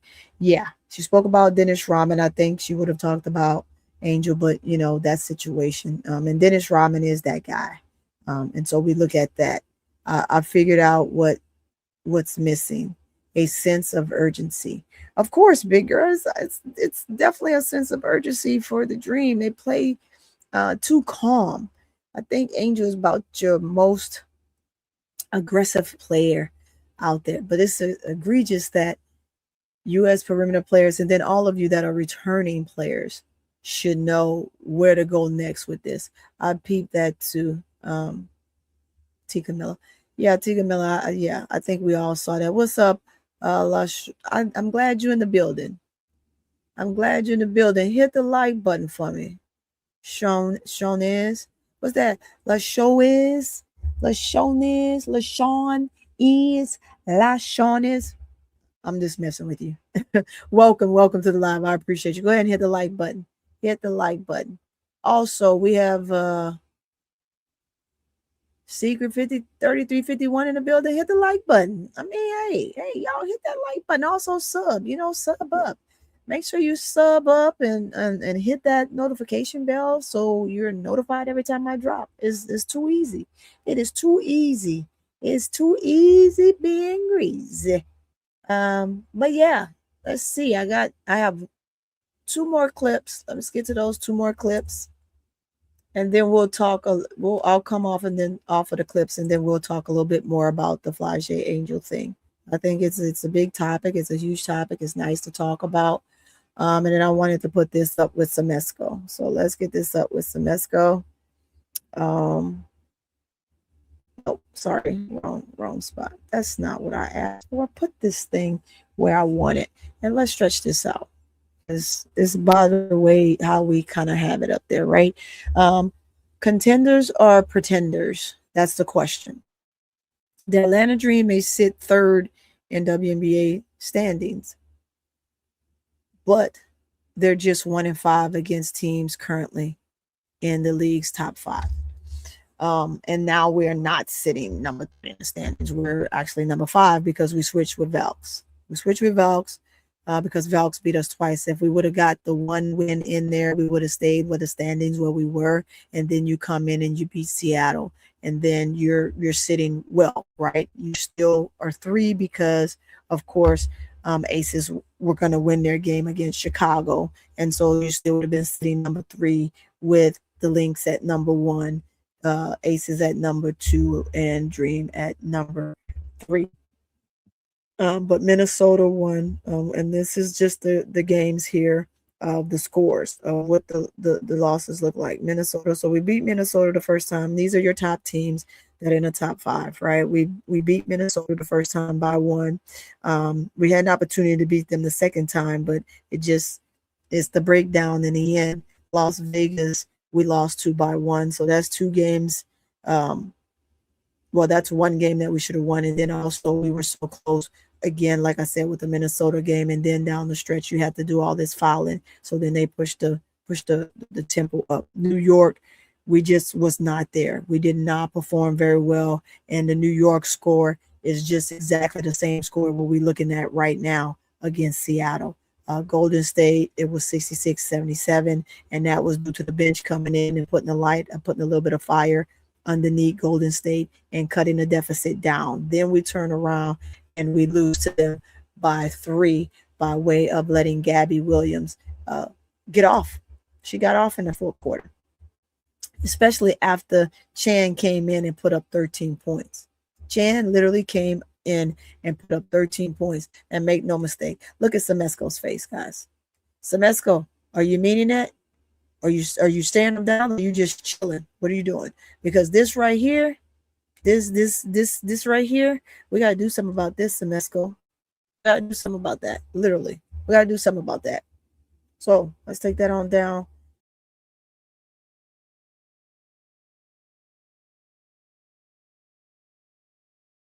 At the stage, I'm gonna go back right here, and then I literally have 1 more video, and then I'll come off and we'll talk a little bit before I get up out of here, because I want to make sure that I'm right at the 2-minute mark, because I don't want to be here longer than that. I'm not spending a lifetime. I've already been up here quite a bit, but I wanted to make sure that I got this out. I also have a video that I just posted that should have already hit. Make sure you go back, and it's a pre-recorded show. So make sure you guys all go over to that pre-recorded show. Hit the like button when you're gonna go over there. Also, leave a comment. Leave a comment because I needed to get that show off as well, which was the Mercury against the Temple and how well they played without Allisha Thomas. So absolutely go back and look at that and make sure you hit the like button, comment, and subscribe if you're not a subscriber. Again, I'm going to say that time and time again, and also hit that notification bell so you're notified every time I drop or every time a show pops up. However way you want to word it, I'm going to say every time I drop because you will be notified. So even those that have already subscribed and have hit the like button, if you have not hit that notification bell, I'm going to tell you, go ahead and hit that notification bell because it is extremely important to hit that so you don't miss any one of my shows, whether they're long, short, or in between. Now, this is something I want to put up, and this is basically stats don't lie, right? Stats absolutely, truly just don't lie. And I wish I could have gotten the gist of this without this writing in the middle of it. So let's post this. See, if I was Angel, I wouldn't answer any questions from the media on this list that's showing the bias, because stats don't lie, accomplishments don't lie, records don't lie. So it got to be something else. And so they have different statistic categories, right? You have different avenues of what players are, the consensus of the different areas of where they are, what they look like. You got Caitlin Clark, Paige Beckers, Olivia Miles, Marina Mabry, Rhyne Howard, Allisha Gray, Kelsey Plum, Aaliyah Boston, Asia Wilson. Asia Wilson is in the categories completely across. When you look at Caitlin, she's in the categories completely across. But there's some statistics that you just don't want to be in when it comes to this. Breanna Stewart across. Jessica Shepard, who has played an outstanding game. Seattle team, let's see. Allen Seattle Times. So the Sun Times and the different scenarios of what people write about you when you're answering questions and where this stuff goes. So that's the different pieces of that in Angel. Who covers who and why do they cover them based on what scenario and why are they covering them and based on the things that they're saying. You have Gabby Williams, Natasha Howard, Jacquel Jones, Allisha Thomas, and then you have Dominique Malunga. So all of these people writing in these areas based on different things when people are saying that the hype is real and the vitriol that is out there. There's only certain individuals that are writing pieces on Angel. You literally have four different sectors that's writing something on Angel. That's it. LAFG World, you have Garcia, which is Switch Apparel. You got just different things like that. And there's things that they're a part of, things that they do as well. So that's huge. That is extremely huge. 1 second, y'all. I'll put you on pause. Hold on.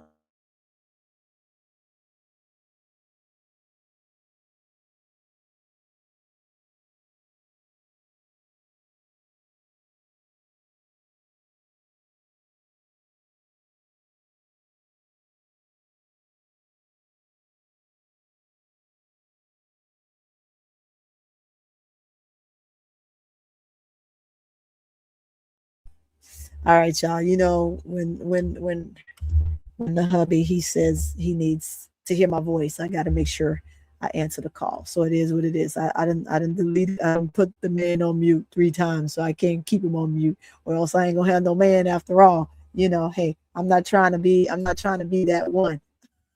I'm not trying to be that one. Anyway, it says Gristone says courtside in Chicago Sky playoff bound. Whatever. This is Goon, y'all. This is Goon. What's up, man? I see you in the building. Whatever. It's a possibility that they probably are. Who they gonna play? We don't know, right? because we're not there yet. Nobody's there yet. They look pretty decent. They gave a really good showing against the Aces, but we still got a whole lot of basketball to play, Goon. A whole lot of basketball. Jordin Canada, a 2-time champion. That's what it means. All right. Okay. I ain't gonna get in your business. Y'all talking in the chat. I'm gonna let you have your thing. Let you do your things. Of course, we don't give a damn about your your husband. Shut up, Goon. And no, it's not my husband, but it probably may end up being okay. But some things gotta take place. That's life. Back to basketball and off of my personal life, Goon. back to basketball and out of my personal life. Let's see. William Goins. Okay, now so that y'all saw that, what you got for me, chat? Let's talk. Let's talk from here because I don't know where the chat is right now, and I don't want to get too far off into different things in the chat because before somebody think I'm just jumping. Hey, T. Camilla, I wasn't jumping on you. I saw that, and I just wanted to make sure I put that out there because I know someone, and it wasn't you, would probably even ask that question or think that question, but I know it wasn't you. Let's see. She wins. Faxi says, okay, awesome. Let's see. Who? MSL, who your husband's supposed to be? Semesco? Shit, no. If Semesco was my husband, trust me, Semesco would be coaching a much better game.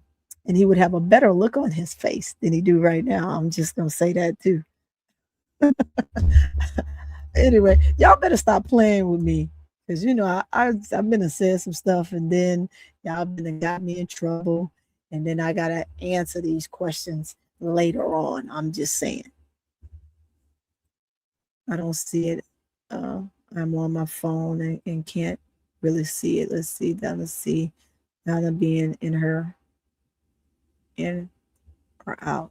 Let's see. In or out of games is not going to help. But we talking about Jordin Canada. Is that what we're talking about? It says people don't even realize Angel Reese liked Dana Evans' photo on Instagram the other day. Well, I mean, let me tell you something about Angel Goon and other people that think Angel has situations or ill feels. Oh, and I say, okay, Tony, I hear you. The good coaching happy husband. That's right.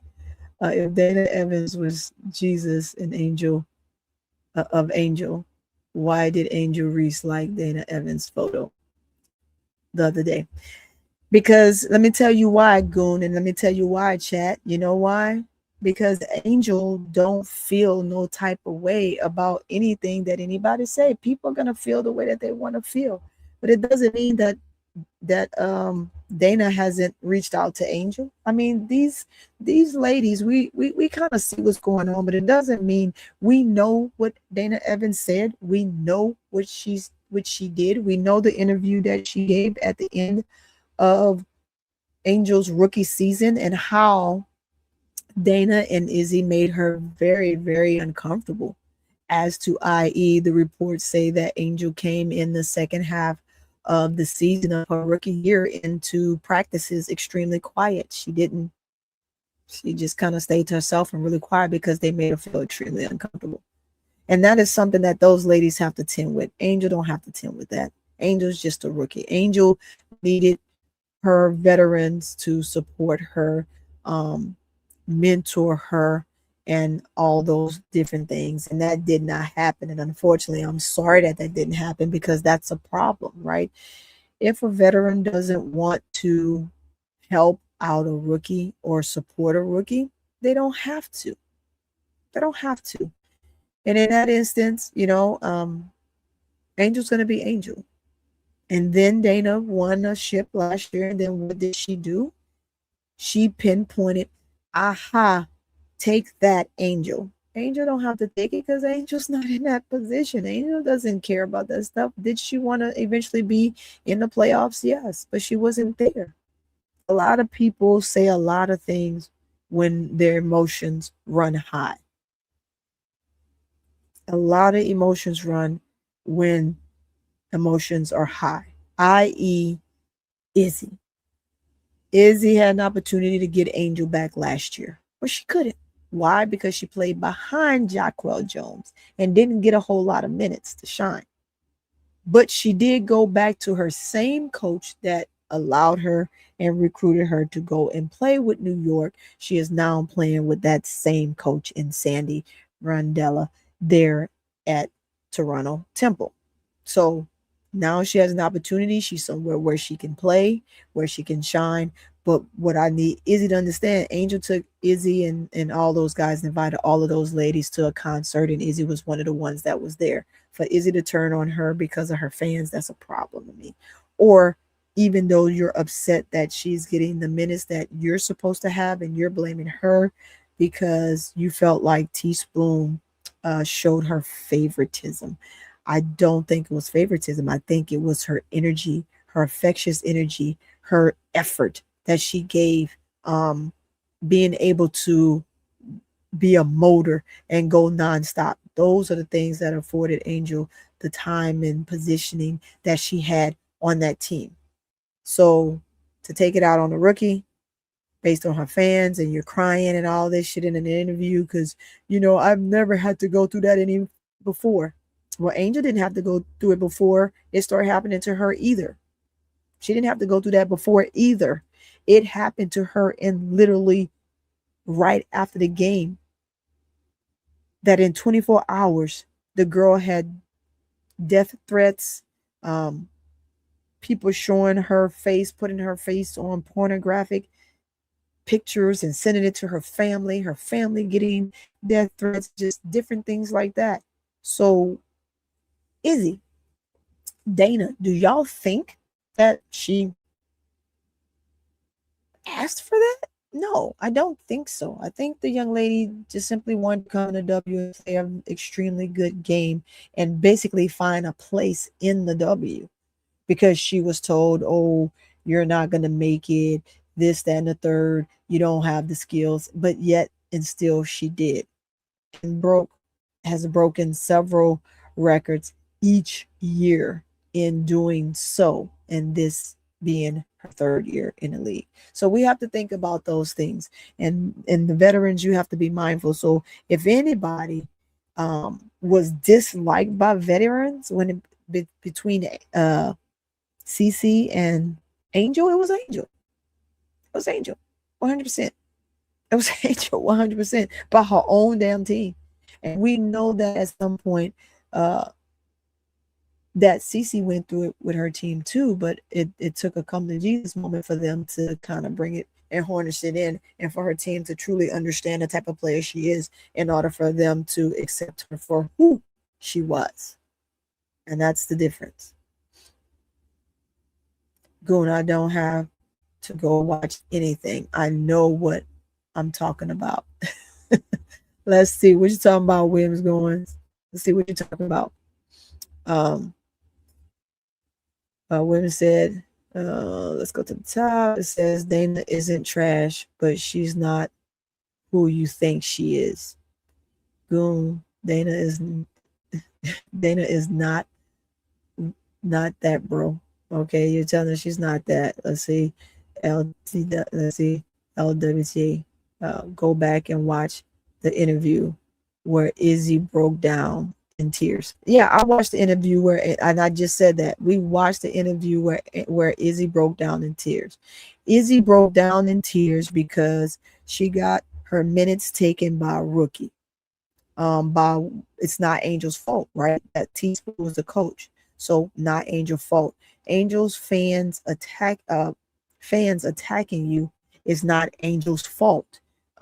Anything that you all had to endure while having Angel on your team, and anybody that has Angel on their team has to know the high profile person that she is and the amount of fans that she has and what happens on social media when things don't go the way those particular fans don't like, right? They're going to come for you if you say the slightest thing.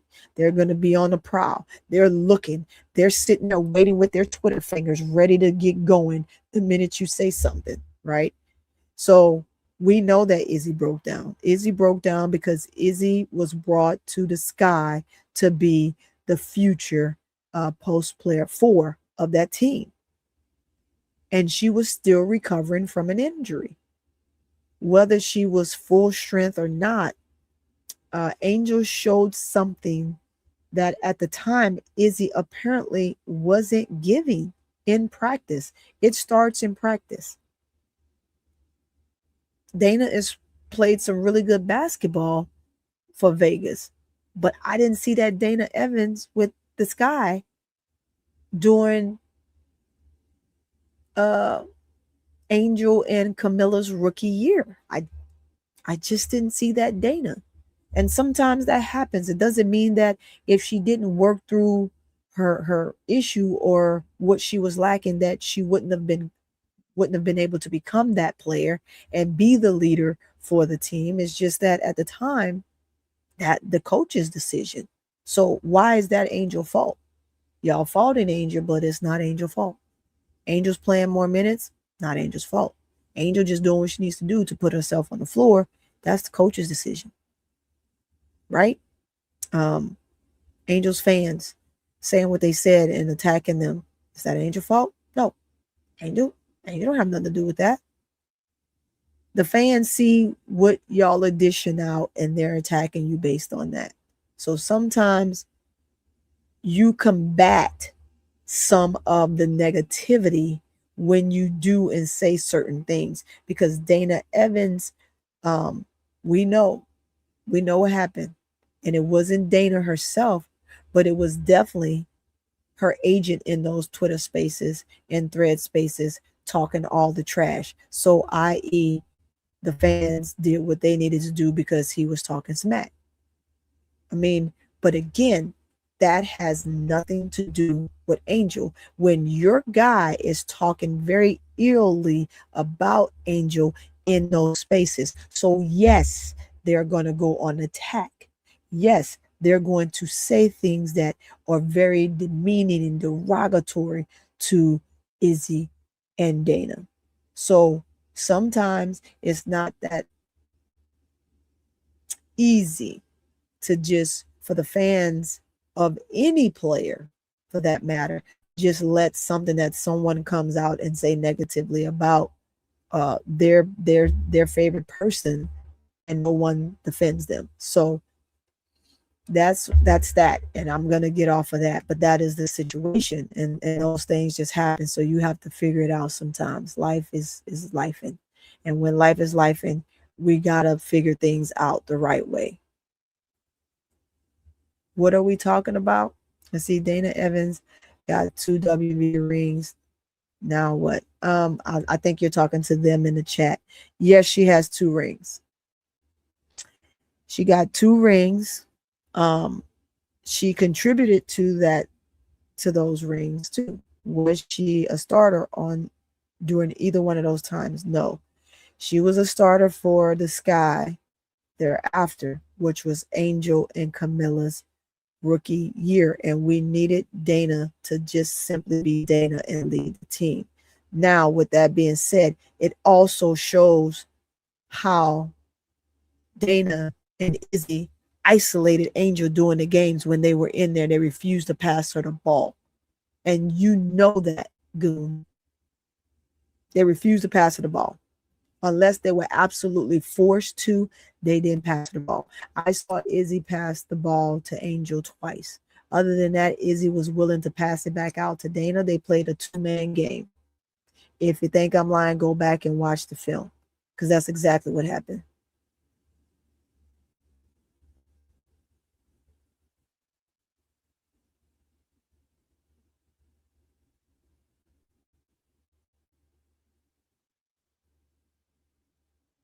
So, and that's what I have on that, guys. With that being said, look, we can go back and forth all day about the different things that took place in the past, but we are in the future, and we want to bring the future right where it is.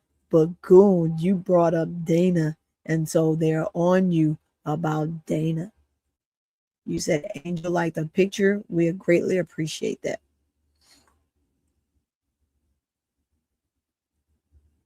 Yep. See, Manny 18. They all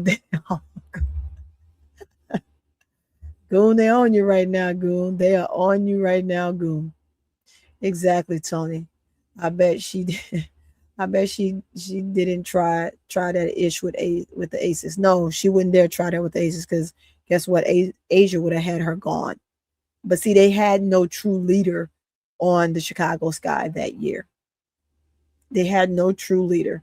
Marina Mabry wanted out because Marina Mabry wanted to play with Kalia Copper and hopes that they would make a big run, right? With her, Diamond the Shields, Dana Evans, and Izzy, right? Those and Williams. Those were supposed to be the players, but there's no way you're gonna get a number 1 or a number 2 pick out of Camilla and not where was Camilla, the number 3 pick, number 2, number 3 pick, and there's no way you're not gonna start her. And she's the biggest player that you have. So Izzy, were you supposed to then take Williams' place? Because outside of that, it was going to be Camilla and Williams. Angel knew she was coming off the bench, but somehow Angel put up a phenomenal performance, and her putting up a phenomenal performance got her on the floor. It had nothing to do with Teaspoon. Teaspoon was elated. Teaspoon said she has a lot of things that she's going to work on and that she would see. But as she got to see whatever Angel was doing in practice, apparently she was killing in practice to be able to have the minutes that she have. So, I mean, let's be real.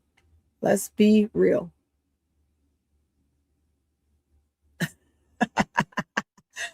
Oh, they on your head, Goon. MSL said, "Oh, tired ass broke Dana." Goon, bro, this way William said, "Goon, bro, I'm over here laughing at you, bro."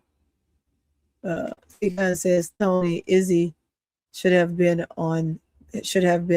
over Angel, but she said, 'Come here, Angel.'"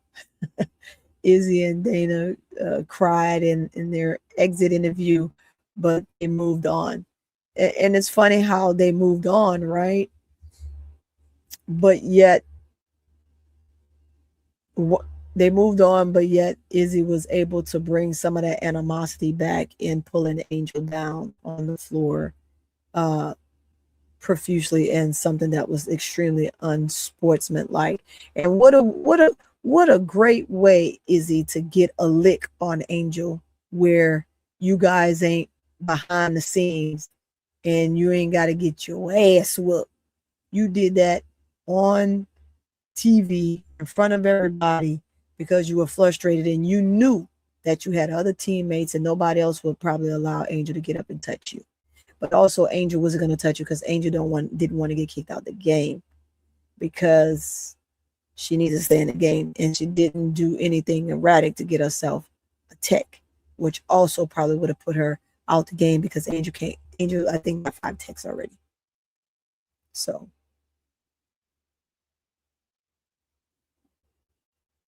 then he said, "You said you on their head." Oh my God, dude. So after 2 years of me going at you and vice versa, you and your feelings for real?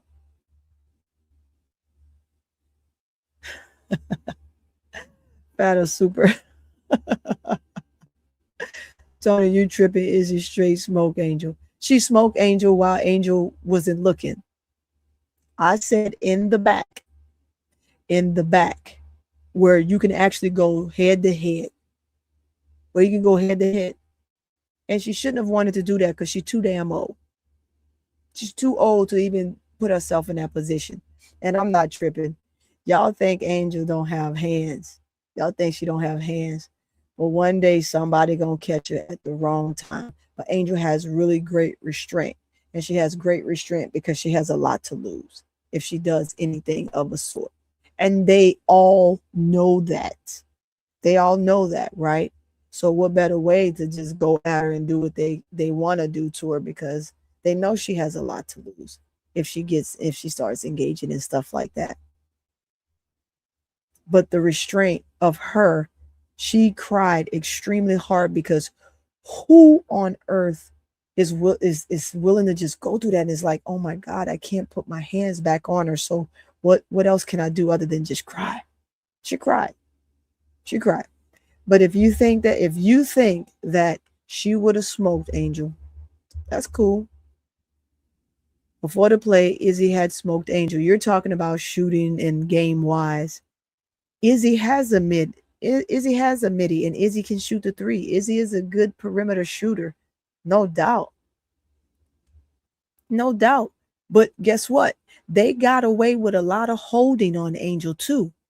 So if we want to go back and pull it all up on game one, we can show that every single time down the floor, Izzy held the fuck out of Angel. And the refs called nothing. They called nothing. Go on Twitter Spaces, go on Threads. All the clips are there. Every last one of the teammates held her, including Brittany Sykes. Marina Mabry held her by her arm. Cross-barred her. Izzy locked her arm up several times, pushed her profusely several times, and no call was made. So we can agree to disagree. Yeah, she smoked her because guess what? Angel then got into foul trouble. I think Angel had 4 fouls. 4 fouls in the matter of the first quarter and the beginning of the second. So there's nothing that Angel could do in that game other than just take a lick, right? While Izzy literally only had 1 foul, maybe 2.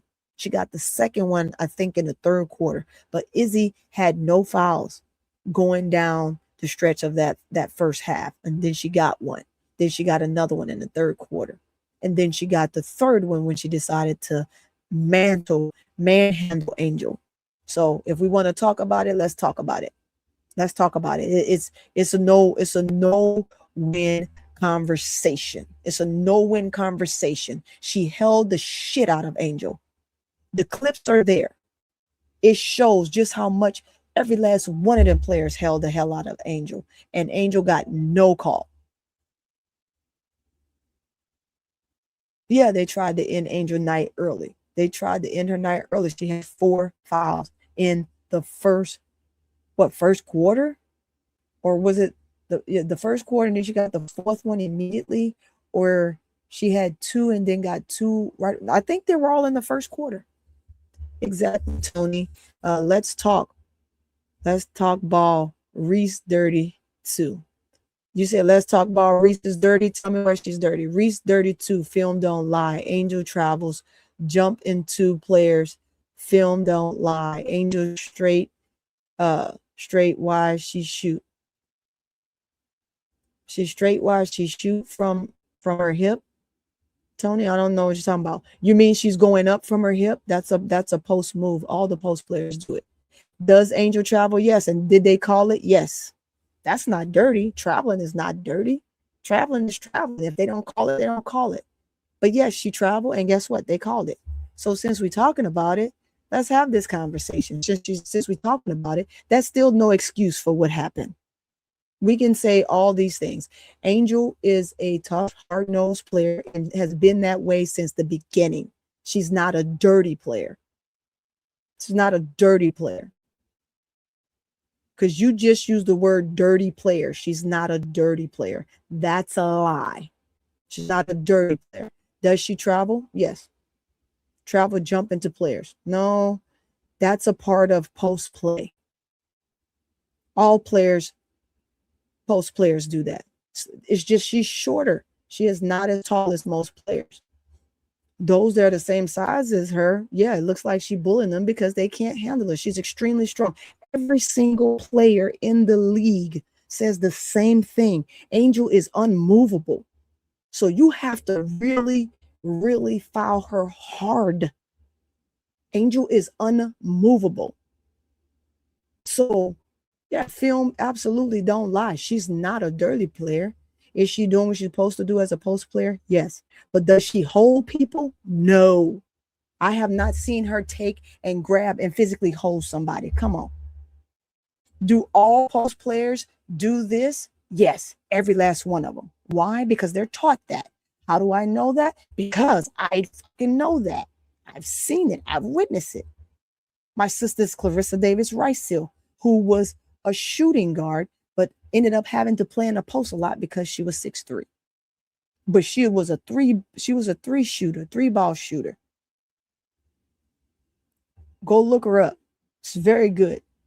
Very, very good. Very talented. But that's how post players are taught. So that's why you see every single post player. And I want you to look at it moving forward, since we're using the terms Angel is a dirty player. Angel is not a dirty player. It's not a dirty player. Does Angel make moves and people love to crowd her space? Yes, they crowd her space. They get popped. They get an elbow. And so do other players. All of them do it. So it ain't just Angel. So let's not go there and say that. But you ain't never seen Angel just flat out grab somebody by the waist and hold them down. That has happened to Angel over and over again. Since we're having this conversation, let's just have the conversation, right? Because that is absolutely not true. It is a flat out lie, what you just said. It's not a dirty player. Is she a physical player? Yes. Does she do what she's supposed to do as a post player with the moves that she's taught? Yes. Absolutely. 100%. Yeah, he's probably gone, MSL. He's gone because he knows he's a liar. He's gone because he knows he's a liar. And he's probably not gone. He's watching from behind. That's a flat out lie. So we're not going to go there. We're not going to go there. Film don't lie. You don't know what the hell you talking about.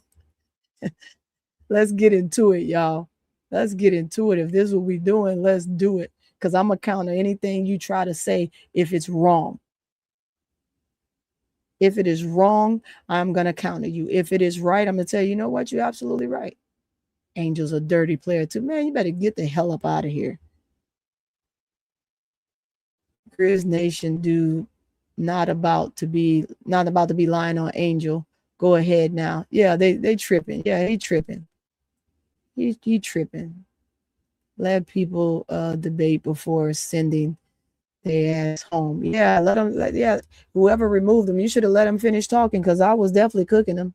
He wasn't going to win this debate. That was a debate that he just absolutely was not going to win. He's a flat out liar. He's somebody that came in and wanted to sow discourse, but I was for the shits today. Because my part of the show is over. This is you guys' time with me right now. I've done my show. I've done my show. So what were we talking about here? It's super simple. Yeah, I was hanging him dry. I was gonna hang him dry, because you can't tell me, oh, film don't lie. Angel's a dirty player. What are you talking about? You crowd her space. You send 3 people after her, y'all. No, Tony, because it disrupts the chat. No, I mean, get on his head. Unless it's something really, really outlandish.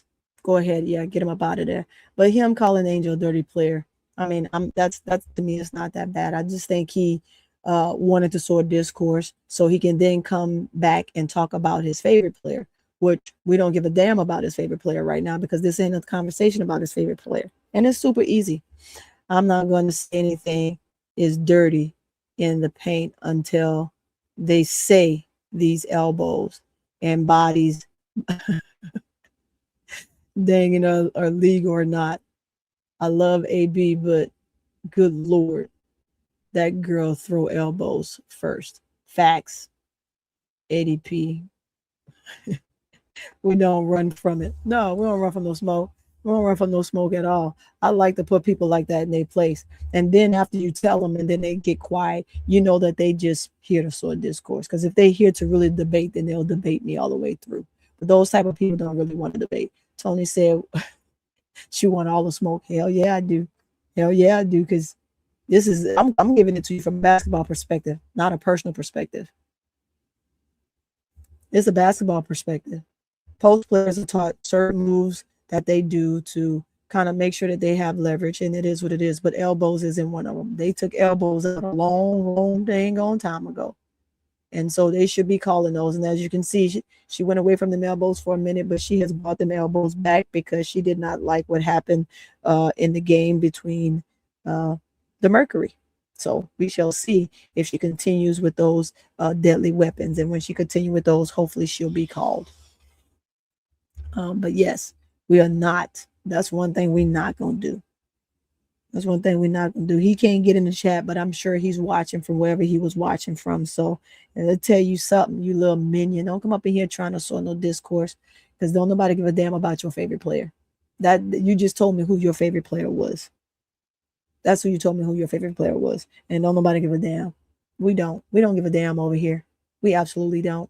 When it's time to talk about your said player, then we'll talk about your said player. But tonight, it ain't about you. It is about the Atlanta Dream and Seattle Storm. That's it. So we're gonna talk facts. And then of course, Goon brought Dana and Izzy in the mix, which should not have been in the mix, but whatever. Goon, whatever. It's like William said, I'm not timing nobody out if they talk shit about Dana Evans. I'm just gonna argue back with their ass. Absolutely. Done. But with that being said, guys, I am absolutely done unless you have something else. Again, I just want to say that this was a very extremely fatigued game for the Dream. I hope that their next the next time these two meet, that it'll be a better challenge on both ends of the floor. I want to see the Dream play some outlandish defense, get some stops, and cut down the three balls, because that is a three ball shooting team. When you got a player like Flage slash into the basket, it opens up so much for the post players. As to what you saw happen with Camila Cardoso and Chicago Sky last night against Las Vegas Aces, I need to see where the Dream will be able to open the space just as wide for somebody like Angel and also Bree Jones when she gets back. I think Nas do a really good job of sealing her players and then coming back and waiting a second before she dive. And then she's open a lot more than Angel. And also, me saying that is also saying this: they don't send 3 to 4 people after Nas, and they may not send 3 to 4 people after Bree Jones, but they more definitely will send 3 to 4 people after Angel. And the reason that is because Angel holds the rebounding record. Angel is a monster on the board, so you have to do what you got to do to keep her off the boards. But to foul her the way that they're fouling her and not making the calls is a problem. You are going to get her hurt. I remember when AV threw the wicked elbow into Tina Charles, and Tina Charles threw AB on the floor. Hell yeah. And she gonna get some more of that if she don't stop. Because as the season goes on, people aren't going to be taking that much from her. They're not dealing with that. But, you know, if the ref's going to do what the ref is supposed to do for as making calls, then he should be making those calls on her. He should be making those calls on her. And I'm almost going to just say this too. When CeCe's doing all of them damn head fakes, somebody need to give her a foul offensively just for doing that. It's so sick and tired of seeing that stuff. It makes you dizzy. Hell, I just got dizzy. I just got lightheaded from doing that shit. She ought to be lightheaded, and she wonder why her back hurt. That's why the damn back hurts. Anybody back on her, and I got a bad back. My back hurt all dang already. I need a massage, but golly, I need to go see a masseuse. Anyway, moving forward and moving right along. Let's see what happens next game, y'all. I think Nas will be rested. Nas will be back, but we're hoping that we can see Bree Jones, but not really. I say hoping to see her, but not really, because I still want her to have as much rest and much recovery as possible while the Dream do what they need to do to put themselves in a better position. Now, with that being said, let's we got another super chat. Here we go.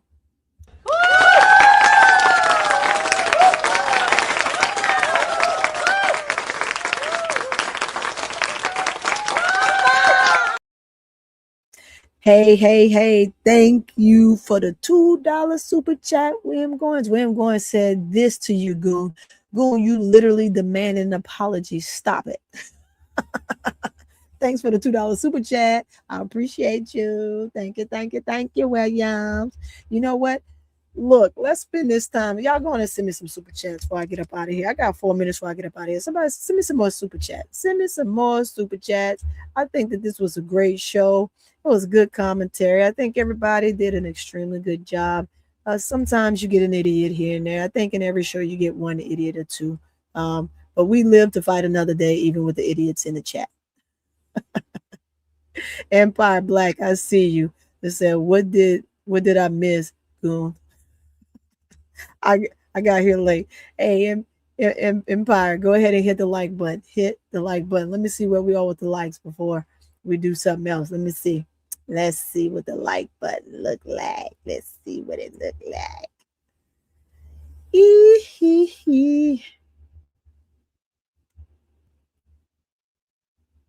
Oh boy, they got this old commercial. I think we're looking good with the super chats. But if you have not hit that like button, I'm expecting you to hit that like button right about now. And if you are not subscribed, make sure you subscribe. Hit that subscribe button. And with that being said, guys, we're getting ready to get up out of here. It has been a pleasure. Thank you so much. Let's see what we got down here before I get up out of here. What's down at the bottom? There we go. Let's pull that down. Thank you all so much for coming in. And with that being said, guys, here is what we are. Here's what it is. Let's give you some more questions. I asked you early on, is fatigue the biggest reason for Atlanta's third game losing streak? Is it fatigue? I don't think the first two games against Velk was simply about fatigue. I just think maybe the Seattle game was. And should the Dream expand the bench rotation? I think that they should. Was Seattle simply the better team that night? With the fatigue going on, they sure in the heck was. And who was Atlanta's MVP despite the loss of that game? Do we say that it is Rhyne Howard because Rhyne Howard put up the most points? Or do we say it was Allisha Gray? Or do we say it was Angel for the fight? Or do we give it to Jordin Canada? Who was the MVP of that game for the Atlanta Dreams, although that they lost that game? And what concerns you the most? The defense or the offense? Consistency. That's a very good question. I got some questions that I put up here. And so I'm going through these questions because I want y'all to answer them questions. Ooh, wee. Ooh, well, wee. I like it.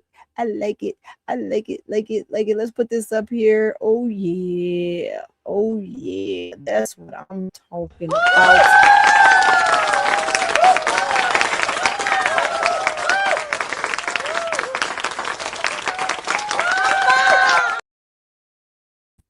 All right. That's what I'm talking about. Look at that.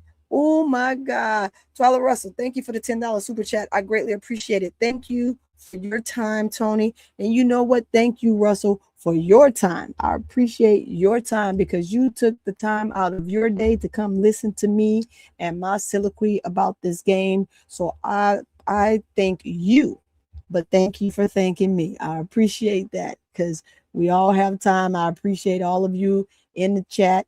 Continue to come. Tell a friend, as our boy K-Sap say, bring them on over to the channel. Tell them, hey, we got some good commentary going over here. We got some good conversations. Come join the chat at any time. Make sure you're here. I see you, MSA, you said both defense and offense. They both were a factor. Absolutely. It says, try to thank you for donation. Now, courtside Tony can treat us to Applebee's. Man, Goon, I'm waiting to see you put a super chat up there. When you put a super chat up there, I don't know, man. You just might get some Applebee's. I'm just saying. You just might. But, you know, I'm sure that if you go on over there and talk to old Dana, I know you be sending her. I know you be sending her DMs. You better leave that girl alone, Goon. You better leave Dana Evans alone. Right, live, laugh, love, both. I think it's both. I think it's both as well. I mean, those are situations that we have to really truly consider when we're talking about this team and where they are and how they compete at times. So it's really important. It truly is. Let me get this up here and make sure. There we go. Move this around. I did have another question. Well, maybe a couple more questions. Is Angel getting enough touches offensively? That's a good question. Is she getting enough touches offensively? And can Atlanta still compete for the top playoff seed? Well, I'm going to say they can compete if they can change the trajectory and play basketball like they know how. Like I said, the 2 wins that they had over Fever was some of their best basketball this season thus far. And if they can bring that caliber of defense, cohesiveness, which is playing together, and making sure that they're consistent offensively, I think that absolutely they can. They most absolutely can. It doesn't matter who they play that's in the top 5. Absolutely. They absolutely can. And again, the question before was, is Angel getting enough touches offensively? I think that Angel's getting the ball quite a bit. Could she get it more? Yes, because the times that they miss Angel, those are easy layups. You have to get Angel on the move. That's just the thing. Angel's constantly moving. You got to get her on the move. If you give Angel the ball after she's settled and she has not pinned her defender down in the paint, then that becomes a situation, right? So you absolutely have to give her the ball even more, but you have to give it to her on the move. It's very important. You will get her to execute a lot better offensively. You most definitely will, because she's a downhill player and you have to give it to her as she's moving downhill. What's your confidence level in the dream right now? That's another question. So let's see. It says, no. Let's see. They can still compete with a few trades. Just so you said they have to have some trades in there for them to be able to compete with some of the teams that are in the top 5, which is the Lynx, Aces, New York, and the Valks, because they are number 5. So the other 4 teams. That's what you're saying, Russell. They have to do that. It says yes, yes, and yes. So I agree with that, Empire. Absolutely. We got some more rolling in. We got some more rolling in. Hey. Let's hit it.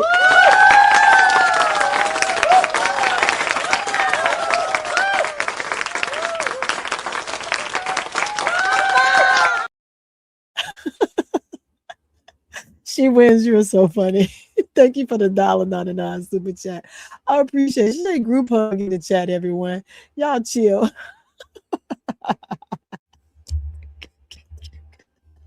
I love it. Thank you for the $1.99 super chat. I appreciate it. Thank you so much. That's hilarious. Let's get this one.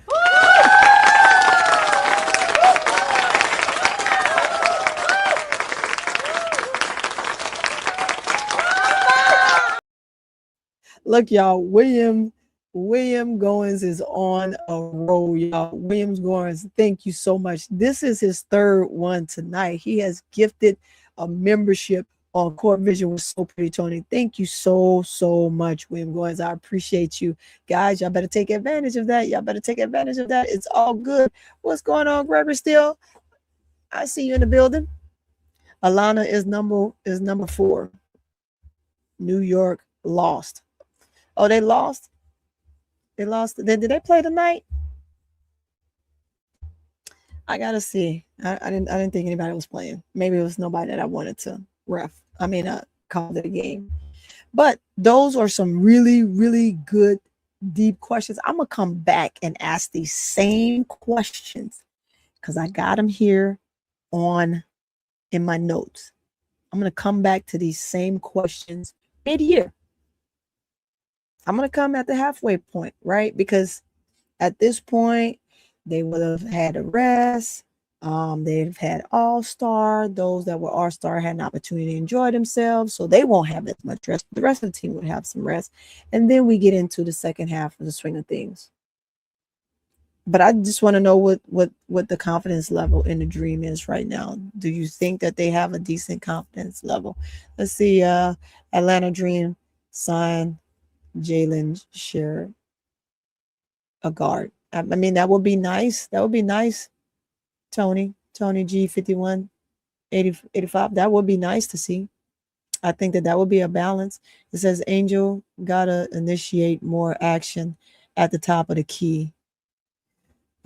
We know this is supposed to happen more often when Bree Jones comes back, but can she do it now? Before? It's gonna be tough. It's gonna be tough for her to do it before, because remember, she's the 5.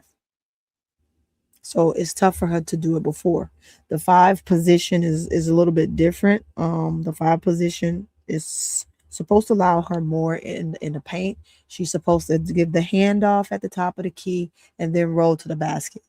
So that is her role right now.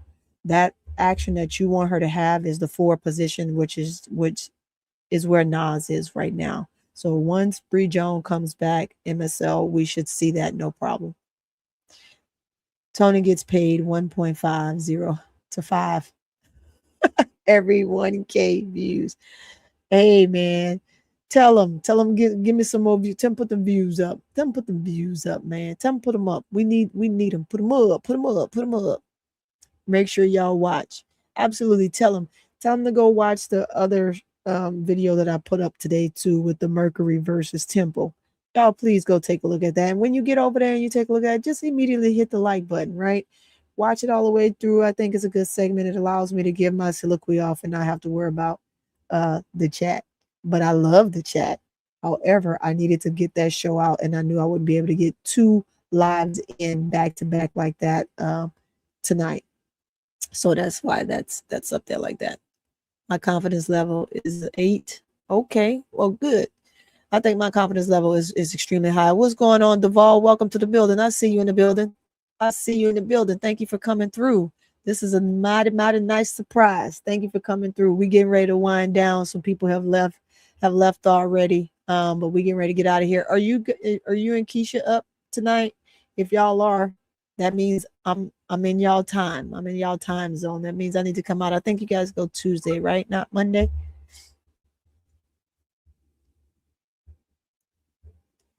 Goon $2. Tell him $2. You know, Goon is a mess. Goon, stop. Look, if I'm only getting paid $2, won't you go on and send me some money then, Goon?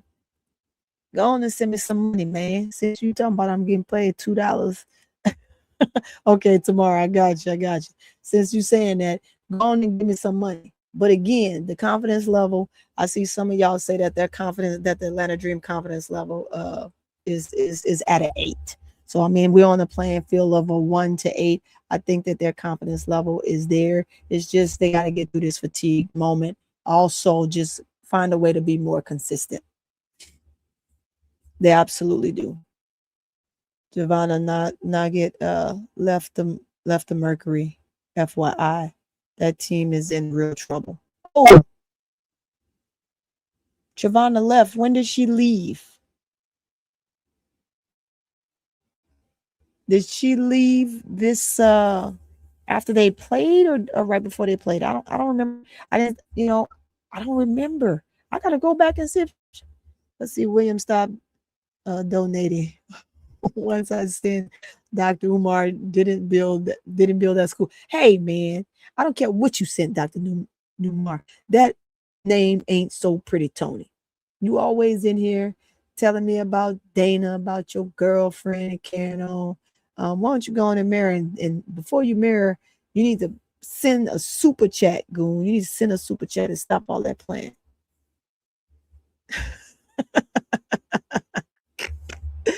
Look, y'all, I'm gonna get out of here.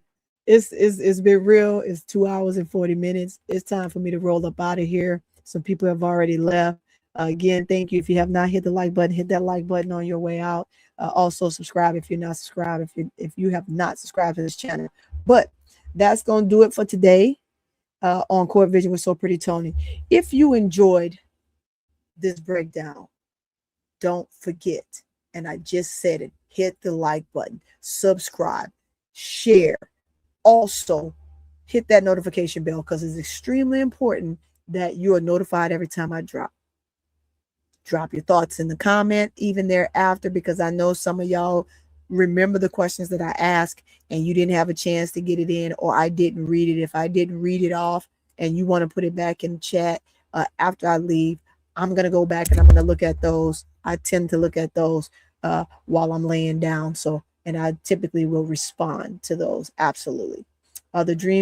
So my question is, are the dreams simply exhausted? Were they simply exhausted in this game? Or are their biggest issue does the biggest issue that they have need to be addressed? I think that they have an issue. They did have fatigue, but I also think that they have issues that need to be addressed, especially when it comes to the defending on the perimeter. Absolutely. Until next time, I am So Pretty Toni on CourtVision, Women's Hoop Fact Check. Please, by all means, check out my video that I just posted. I'm going to say it again. Go check it out. Hit the like button. Sub up if you're not a sub. Hit the notification bell so you're notified every time I drop. And I will see you all. on the next rebound. See